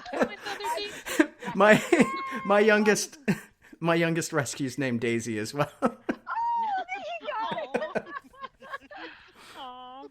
That's it. I know. I kept saying I'd always wanted a dog called Daisy, and then she didn't have a name, and I was like, she's gonna be Daisy. Yeah. So. Isn't that so sweet? Yeah. When we got my Daisy, her name was Chrysanthemum. I'm like, no, I can't spell it. We're doing Daisy. Calling her in. It would be Chrissy. It would be Chrissy, but we went with Daisy. That's pretty cute. Well, this one has it's the only pedigree one I've had, but she's got a heart problem, and that's why she was put up for rescue. And she's but and this was interesting for you. Her show name, I was like, show name was Mystique, and I was like, oh. She's like magical, you know. Yeah, so she's a mutant superhero. Quite fun. Yeah, she is. Yeah, she is. Yeah, she's black. She's like my other one, and the one that passed away, both fawn and white. So. Yeah, 7 and Sunda. Sunda was a lovely girl who passed. So, but yeah, I'm sorry about your loss too. But you know, they're in our lives for a time, and you know, it's I'm glad that she found you, Jake, as well. Oh, and, thank you. Yeah, well, I take her everywhere with me. I have her ashes on my bookshelf. Oh, right. There you go. There you go. Always with you. Yeah. So my little girl's still here. Yeah. Nice. That's so nice. Yeah, same as ours. So that's, yes. Sorry. I'm just looking out my window now. She's happily chewing on a bone. That's Someone's thrown her a bone and said, Mum's busy. Oh, she's on the radio. It's so funny. Well, that's good. Yeah, that's usually the time mine want to come and either lay right beside me and snore really loud, or like you said, Yes. crunch on the bones. Yeah, that's it. Yeah, because I've been away for a couple of weeks, so I've just come home. I've been in Sydney for a couple of weeks, so about a week, sorry. With work and things, and with seeing my publishers and things, doing things, and I've just come home, so I got a little bit held up in traffic this morning, and I walked in half an hour before I started talking to you. So of course both of the girls were like, "Yeah, hello, mum," and all over me. It's like, okay, need to go on the radio now. It was It's like, very "Small exciting. mom." So they're like, yeah, they're both looking at me like, what? It's like, you mean you're not going to Which spend is the whole funny. time playing with us? No. Anyway. Yes. So, I was going to say I'll divert back a little bit, but I was Yes. just wondering, can you tell us what the differences between fairy magic and tree or flower magic is? The books, or just in general? Is that what Just you in mean? general, yeah. Yes. Yeah. In general, yeah. Okay. Well, look, there's not. I don't think there is any difference. As I've been explaining correspondences, it's just that these the way you're working is just what you're focusing on at the time. This is it. So I mean, I wrote the books like this, and if you're saying whether you're using my books or whether you're doing it yourself, I'm making a flower spell or I'm making a tree spell. I think you're just making spells, and if there's trees in it or flowers in it or fairies in it or whatever's in it, that's what it is. For ease of reference, that's why I've written the books like this, so that if people are particularly drawn to flowers and they'd like to really get into the flower energy, that's why I put it together like that. If people are writing their own spells or finding them, they might, or making a grimoire or a book of shadows and they'd like to collect spells, that can be handy too, because when they're working with that energy. So it's just, the energies in flowers, different flowers and fae and trees, they all correspond to each other. They're all part of the natural world. So there's no real difference between them. There's difference between different types and energies. Of course, there's, like the daisies are more about playfulness and happiness, and there's, you're looking at gladiolis, it's more about success and achievement and things like that, the same thing. So but no, it's just for ease of reference and what you're focusing, the same way as you might be more interested in angel oracle cards or animal oracle cards, because you're more interested in that energy, or You're you drawn feel to. that you're more connected with that energy. Yeah. Wow. Thank you. Very neat. Yeah. No, I feel like my boys who have passed, one from cancer, one from another one probably cancer, but also some other things, and I feel like they're kind of my spirit guardians almost, and they like to come visit too sometimes. For sure. And they would. That's it. And it is that energy. Sorry. Well, that's okay. I'm just recovering from a cold as well, guys. Right. No, I knew that. Are you better? Oh yeah, it's How been are your around. ribs? Yeah. Oh yeah, I know. This is I cracked a couple of ribs coughing. So nearly everyone in Sydney. I've been so well, and I thought I'd be fine. Yeah. That's it's horrible. been, I don't know if you've seen on your news, it's been our killer flu season. So, and everybody I know, the most healthy people in the world have been so sick for weeks. It's just like, it's awful. So, the joke is it was my birthday and in August, beginning of August, and my daughter and her boyfriend both had this, and they gave it to me, and they're only just getting better too. So, but the cough and everything was terrible. So I don't usually have this husky deep voice either, although it's very nice. For radio and podcast. That's right. It sounds perfect. I know. I've been sipping some really nice lemon and honey tea here while I've been talking to you to keep it going. So, yeah. But look, I'm all right. It's just it's been a dreadful season for us here in Australia with the flu this year. It's really bad. So yeah, unfortunately. Even those of us who usually keep very healthy with their plants and flowers and things, that's why I surprised myself. I was like, whoa, don't usually get things like this. So yeah. It only takes that one germ. Yeah, exactly. And I've tried to really start taking like 1,000 milligrams of vitamin C a day. So I'm hoping that will that will be my defense. Yeah. And it's always if I was at home all the time, but I've been very very Right. busy, traveling a And lot. even I went to traveling. the Yeah. States, just got back. Yeah, I just got back from the States, and I was very busy Uh, on 2 deadlines with my publisher, and backs and forths to Sydney, and that's what happens. It's when you're not taking things at the yeah. same time or doing things, and as much as I try to eat healthy all the time, when you're traveling and that, sometimes the wheel falls off, and you go, oh, I haven't eaten for Right. 10 Right. hours or Yep. something, And also haven't drunk enough water. It's always being on the them. The plane. plane Yeah, for the a million plane is hours. just like, oh my gosh, germs just circulating in there. It's just like, Yeah, yeah, wear a Mhm. yeah. Well, it's a hazmat suit. 15 hours on a plane. Oh, You're going to catch something. That's the thing. It's like it's unavoidable. That's what I keep saying. Coming, LA to Sydney, it's 15 and a half hours, I think it is. So yeah, that's it's going to happen. But anyway, oh no, I'm all right. I'm getting there. Thank you. oh. Good. Good. Mm, Glad. mm, Um, and we were talking about different herbs in the chat there, and mm, I was mm. remembering growing one of those half like whiskey type barrels of Ah, yes. spearmint one year in the Mhm. backyard, and Mhm. and the dogs would go and they would stand up on the side, well, the front paws on the side basically, and rub their faces all over in that stuff. Oh yeah. They absolutely loved it. That was Oh, just that was wow. just a fun story Yeah. of my Hmm. herb lore. Yeah. Oh, Yeah. Yeah. Hmm. Yeah. Oh, yeah. They do. There's certain things that they absolutely they adore. That's the thing. Yes. I've got yeah. They do. I've got, and I think it's really weird. One of my Seven, my dog, she loves rose geranium, and she doesn't actually rub all over. She just sits next to it and she closes her eyes like she's meditating. I've had a few photos on Instagram with it, and people are like, "What is she doing?" And I'm like, hmm. I don't know. That's so But sweet. she sniffs it. She's like, love the smell of rosemary. They're probably getting something from. They know more than us. So maybe that's it. Maybe your dog's is spearmint, energizing, uplifting, feeling good. Yeah. That's probably they're getting a bit of that energy happening. That's Absolutely. what it could be. Yeah, that's it. Getting themselves all ready for the Yeah. day. Mm. So, do you think some fairies are considered to be elementals? They're all elementals. That's how I feel. They're all, yeah, absolutely. They're all elemental. That's how I just feel they're all on that plane, and they yeah, and they connect with the different facets of the seasons and the what's happening in all planes of existence, really. That's the thing. And I just think that the times when we see them is when we need to, or maybe we don't need to. We've just been a bit more aware as well. But yeah, definitely. That's what I was wondering. Mm.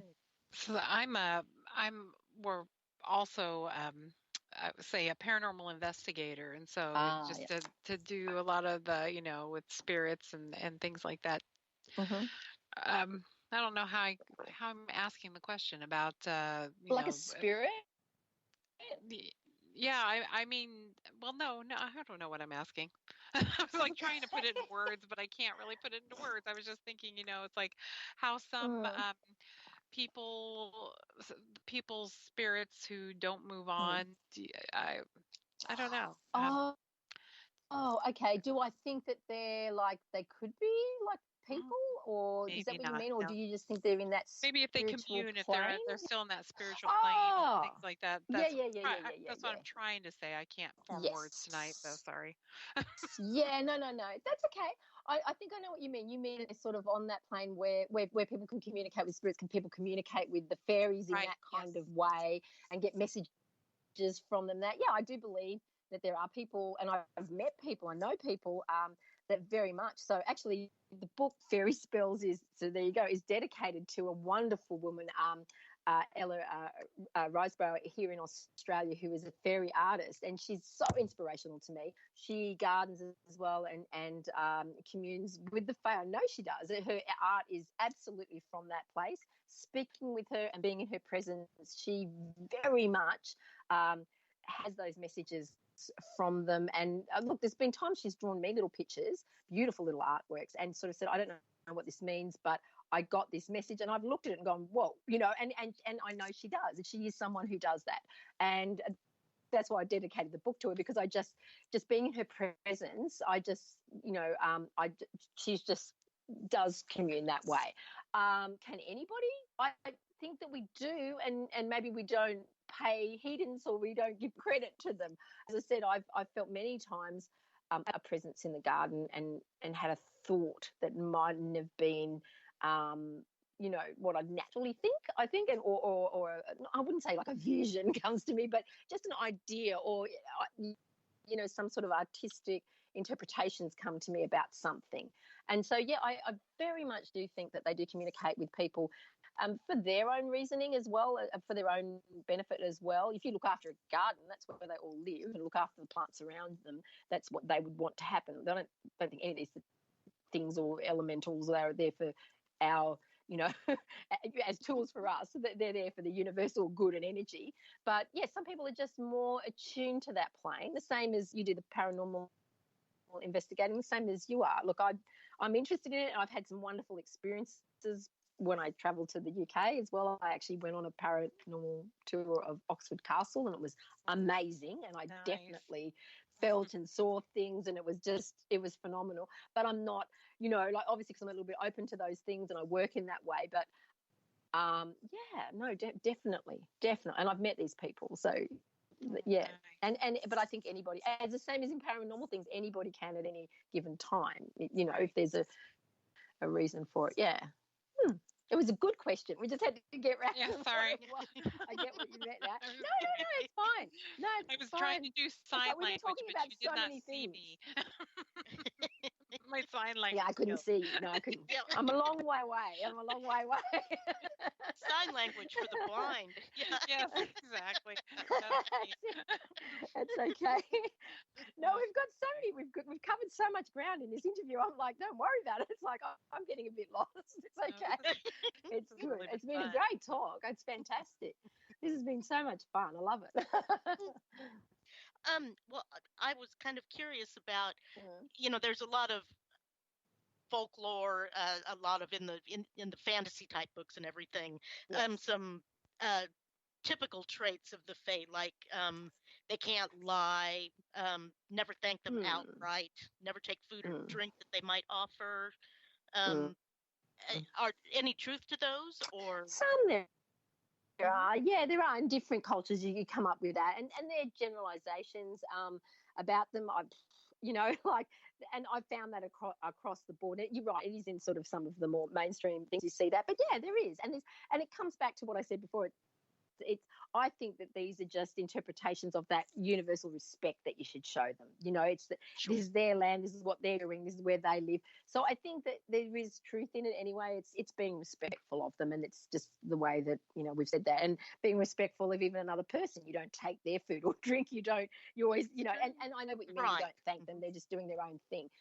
Yeah, and I think because they find it, because they are on a different level to us, I guess they think, this is it. So that's how it comes back. Yeah. Yeah, I always thought that don't thank them. It makes you somehow indebted to them. Yes. Right? Yes. And also the work that they're doing, they're not doing it for you. Like they've done something, and it's not just for you, it's for the bigger picture. That's how I look at it as well. It's just like, it's what they do naturally. I don't know. It's no need to be thank me. When like even we do this too. If you do something nice for someone, and what do people say? It's like they go, oh, thank you. You go, oh, you don't need to thank me. It's that sort of thing. Oh, I'm just doing this because it's something I'm just doing. Or it's like I want to do it for you. I think it's the same sort of thing. That sort of they do. We don't have to have this indebtedness backs and forwards, as you said, and also this is a natural thing. It's not that's how I interpret it. So yeah. More partnership than favor. Yes. Oh, right. Partnership. Yes. Yeah. Partnership. Yeah. That sort of thing. Yeah. That's how I look at it. So do you have a favorite type of Fae? Not really. I don't know. That's going to sound really. I don't. And even with the flowers, when we're talking about those, these are the ones I work with more often. I'm very open to. I feel like the Fae, and I can't tell you what their names are. That I know that there's that energy in my garden, and I'd say they're my favourite. That live. That I know, I feel that around. they're not so much. I don't think favorite, but I'm just more attracted to and drawn to, and I'm sure that they're. I mean, I live in this very old land, Australia, and I'm very respectful of that. And they're part of that energy, and I just feel very much at home. I feel very comforted, in tune and aligned with that energy that's around. But I absolutely know it is that Fae energy that's in my garden that is there and delights me, and I'm so grateful that it's there, and Right. respectful of it as well. But not in particular of one certain, like, oh yeah, the such and no. It's just I think it is one of those things. It's like how do you? Yeah, I don't think of it like a favorite thing. It's the same as flowers. There's certain ones I'm drawn to a bit more, but I don't even think with the Fae I can't really get to that. No, I think it is more the Fae is what I feel is around me. Yeah, at the time. So yeah. Nice. What are some of the types of night plants that you have? I saw that you have a set of cards out Night- about that. yeah. And, pardon? Sorry, what was that? Sorry, I sorry, was missed curious that. about night plants. Yeah, or the cards that you have. I didn't. Oh, the flowers of the night. Yeah. Flowers of the night. Yes. Okay. Yeah. Oh, right. So the flowers. Well, as I said, I have gardenia, which is a daytime one, but it has very strong. Fragrance during the night. So my flowers of the night cards, they have it's not, they bloom at nighttime. Their fragrances are heavier at nighttime as well. Queen of the Night, which is a plant that flowers in your country as well. I absolutely adore that one, and I put together that deck of flowers because I just thought, we always talk about the flowers in the sunshine and what's out, and I just didn't think there was enough flowers of the night, as it were, and the different Right. energies that they can bring to us. I mean, a lot of them are poisonous, I know. Most of them are white. That was something that came up, yes, because they're attracting pollinators at night time. And but yeah, things like the devil's trumpet, and even dianthesis, which is a type of carnation. It's very beautifully scented at night time. But I look at those sorts of flowers, and we're looking a little bit deeper when we're looking at the flowers that bloom or have stronger energetic attributes at night time as well. So it's just exploring ourselves a little bit deeper, exploring different energies deeper as well. So that's why I created a collection with the Oracle of Flowers of the Night. Yes. Neat. Very neat. Mm. Chris in the chat had been asking before about like protection herbs and crystals and things like that. As far as like when he's sleeping more so than awake, would there be a certain one you would think of or suggest? A crystal for when he wants to go to sleep. Right. Oh. Mhm. Oh, herbs. Oh, yeah. Oh, right. There you go. Obviously, valerian, chamomile. Chamomile's my absolute go-to for sleeping. So you can make it. Chamomile's actually the best. Make a chamomile pillow. Fantastic, like a little pillow that you stick, underneath your pillow. Chamomile tea before you go to bed, as well. Making a spell with chamomile, that is the number one. It calms you down. It soothes things. Lavender as well. We've got the fragrance from that. That's very, very. I find lavender is the best for me when it comes to sleeping. So Yes. I've seen there bergamot sometimes too in different and plants. bergamot. Yes, and bergamot is actually in your teas. Like your Earl Grey tea has bergamot in it too. I So love Earl Grey. Yeah, that's where you find it. And that's why you like it, bergamot. There you go. That's helping. Yeah. Maybe I should be drinking more of that. Yes, there you go. So Chris, be like Monty and drink your Earl Grey before bedtime. I know him from another book group, so. Oh, right. Or 3, I don't know. Yeah. Jacob, what you got now? Well, I've been multitasking. I'm prone to multitasking. I thought you hated it. Oh, I do. But today is the kind of, deadlines. What are you going to do, right? Right, exactly, yes. So my question deals, I would like to talk about magical spots in Australia, because one thing that we don't get here in the States is, we hear about Australia, magical place, plants we don't have, critters we don't have. What parts of Australia would you consider to be the most magical? That is a really contentious question. I'm not Indigenous Australian. So the places that I look in that that kind of context, that would be considered I'm doing my little things in the magic. We're more spiritually aligned. Places that are very much importance for Indigenous Australians, and they are not part of my culture. And I would not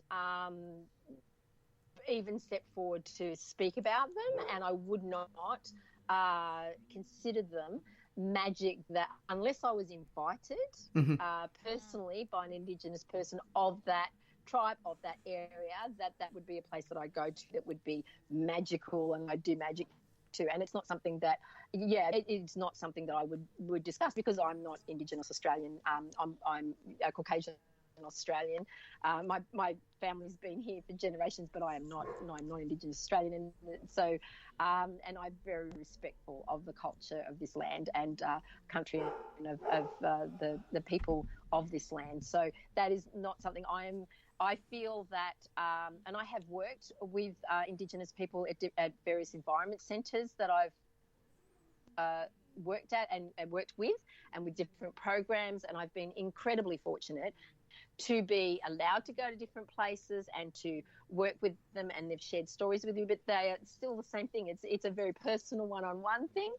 As far as I'm concerned, in Australia, it's it's being respectful of wherever you are. I find my whole country is magical in some way, and it's home to me. And I think whole earth is magical in a way. I know what you're saying about sacred places is probably what you're meaning by the magical. Oh no, actually, I was thinking places like that are sacred. No, more magical. Yeah, I was just thinking like in the United States, we find to be parts of the Southwest to be very magical, or New Orleans, that kind of thing. And I've been to Australia, and I thought Tasmania was myself. Yeah, well, that's where. Actually, that's where my husband's from, is Tasmania. Oh, okay. So it is. That's in that sort of aesthetic way. Yeah, absolutely. It's absolutely divine and beautiful. I'm more of a forest girl as well. I'm originally from Sydney area. My parents moved to a place called the Central Tablelands of New South Wales. But I love the forest areas. I love where I am now. It's the Central Coast of New South Wales, and I find that in that context magical. I love being in that sort of area. The beaches, I can walk to the beach that's on the Pacific coast, and the lake as well as the end of my street, and then I've got forests all around me. It's a beautiful place in that sort of context. Wow. So that's where my heart is here. But my husband would tell you that Tasmania is the place. He's from Hobart, so originally. Okay. So yeah. I've been. I went to Tasmania. I actually been to Australia a few places, from the Great Barrier Reef to Sydney to Brisbane, Tasmania, Melbourne, and Perth, and Rottnest Island. Right.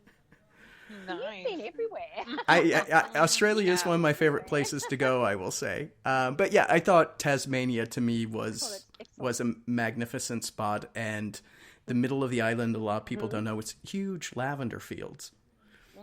That's right. That's true. Yeah. Mm-hmm. So Tasmanian lavender is fantastic. Yeah. Mm-hmm. So really, that was about it. It's gorgeous country. Yeah. I would say everyone go visit. I would love to. Hopefully in a couple years. That's our plan. Our plan for Sydney. That's it. Very Yay! There you go. You got to get out of. I'm a Sydney girl, but you got to get out of Sydney too, because it's beautiful around Sydney. I'm just out of it. All right.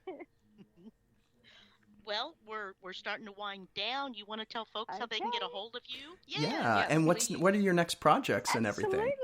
Absolutely. All of it. I've all of it. Look, I can't tell you exactly what they are, but they're gardening and plant titles. I've got a plant type book. I can't say what it is. It's coming out at the beginning of next year. That's I've been working on for quite a while, and it is something that's been around for a while. I've 2 more Oracle decks coming out next year, and another type of book at the end of the year as well. So I just can't tell you more of that. Look, they're plants, they're flowers, and gardening. That's what they all are. So yeah, next year 2 books, two Oracle decks with Rockpool Publishing, and in the States with wonderful Red Will Wiser as well.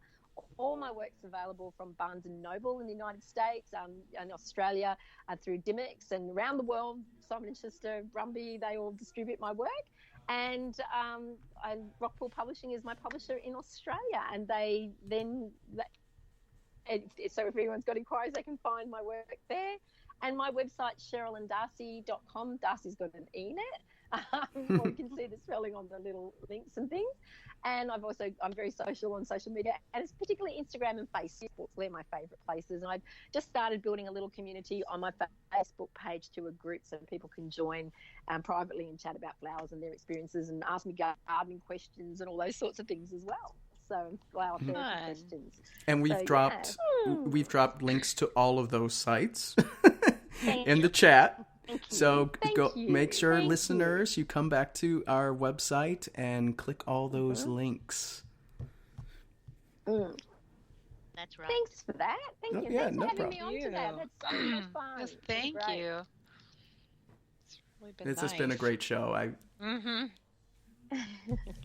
Really has. Thank you so much. I was a little grouchy, today and everything, but now I'm feeling really uplifted, and I want to go and walk outside for a little bit with the plants. Ditto. You do not, June. There may be raccoons out there. Yes, there's probably also, mosquitoes. Oh, yeah. Look at them from my window, though. No. It's nighttime now. Right. You don't go outside. I have a state forest in my backyard. We have trees well, June, you've been here. I've got a state forest in my backyard, literally. Oh, wow. Yeah, lots of trees, herbs. We've got a lot of the plants that you mentioned. Actually, I might have a fairy garden. Oh, and I didn't know it.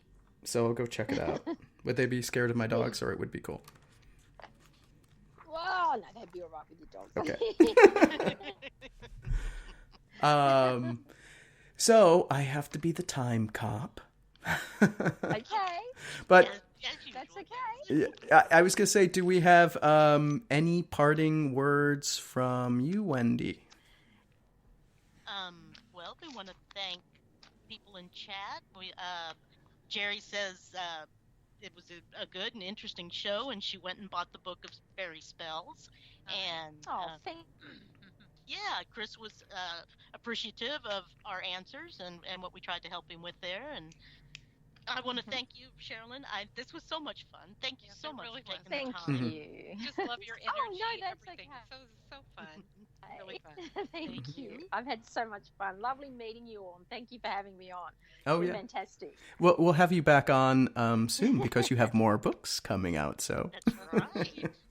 Oh, I do. So I'd love to be back on. Thank you. for sure. Fantastic. If everyone is bored on Sunday night real late, or it would be Monday afternoon for you, I think, Cheralyn. But I'm going to start my Wendy Ladies Magical Studies, and I will be going over moon magic about 11 o'clock p.m. Central Time. So that's Oh, what wow. I've got going on. Yeah. I thought we'd start with moon magic and just kind of move on from there. And Okay. it's going to be some fun. And I've got a couple of heavy duty witch types who want to talk to me a little bit, and we'll get some good shows going there, I think, on Sundays. Yeah. Yeah. Oh well, wow, that's fantastic. Good luck with that. That sounds fantastic. I'm gonna check it out. Okay. Oh, thank you so much. Yeah. And then next Wednesday we've got June and Medea and Karen Fraser, yes. Oh. Karen Fraser will be talking about the Wellington avalanche train tragedy back in 1910 and the haunted spot up there in the Cascades. Is that right, June? Yes. Yeah.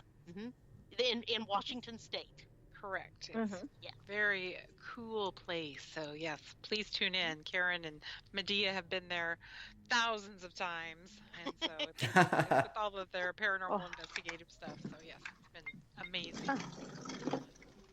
But that's all I've got. Okay. Okay. June, do you have any parting words for us this evening? Well, like I said, it was just such a fun show. I feel so much uplifted now. Seriously. It's a little fairy magic.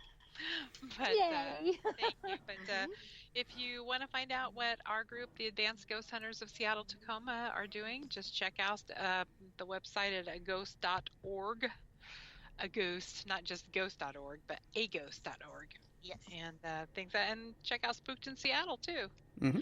SpookedInSeattle.com.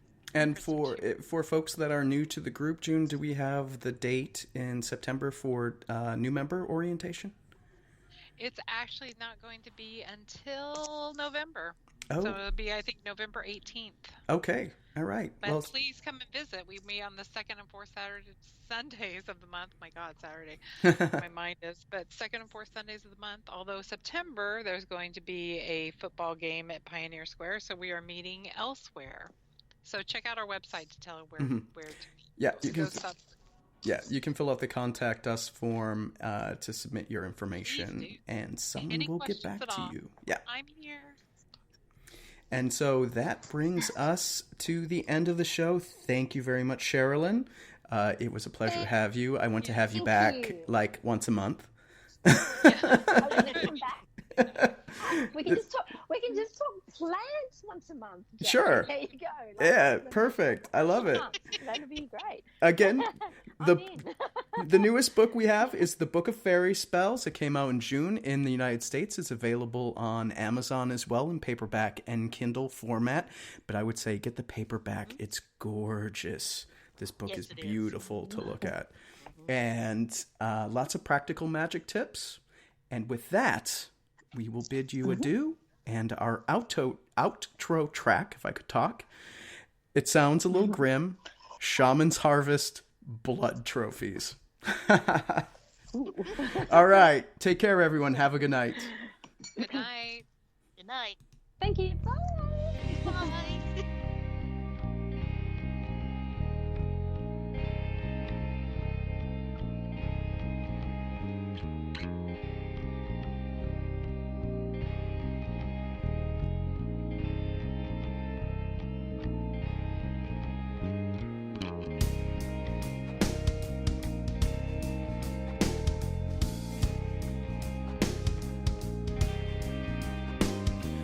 One more trip up to the lake.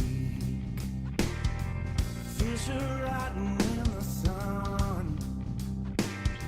I slip the knife into its depths. There's no one left for me to run.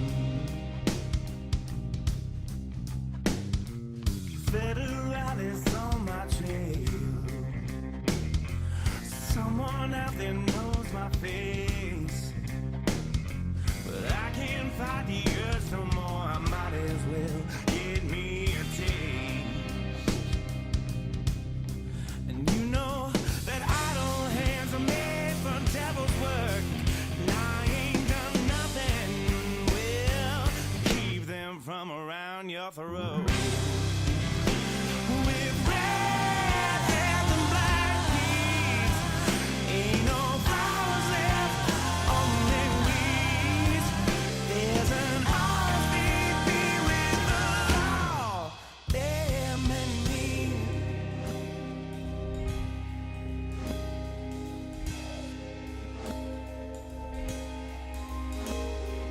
Now my work is almost done. They'll take my breath but not my deeds. Before they come and dig this grave, they'll see my face in every dream. And you know that idle hands are made for devil's work. I ain't done nothing all day to keep 'em from around your throat. With red hands and black keys, ain't no flowers left.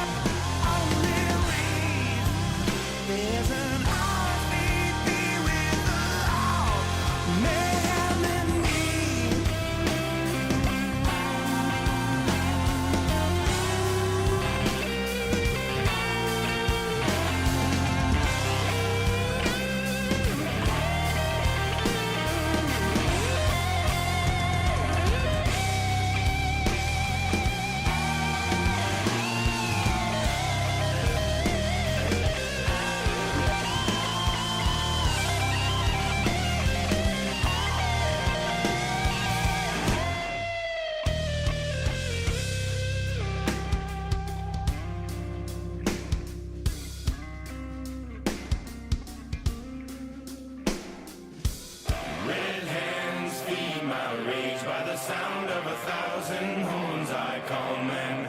Black deeds steal my resolve, for I know that it must be done.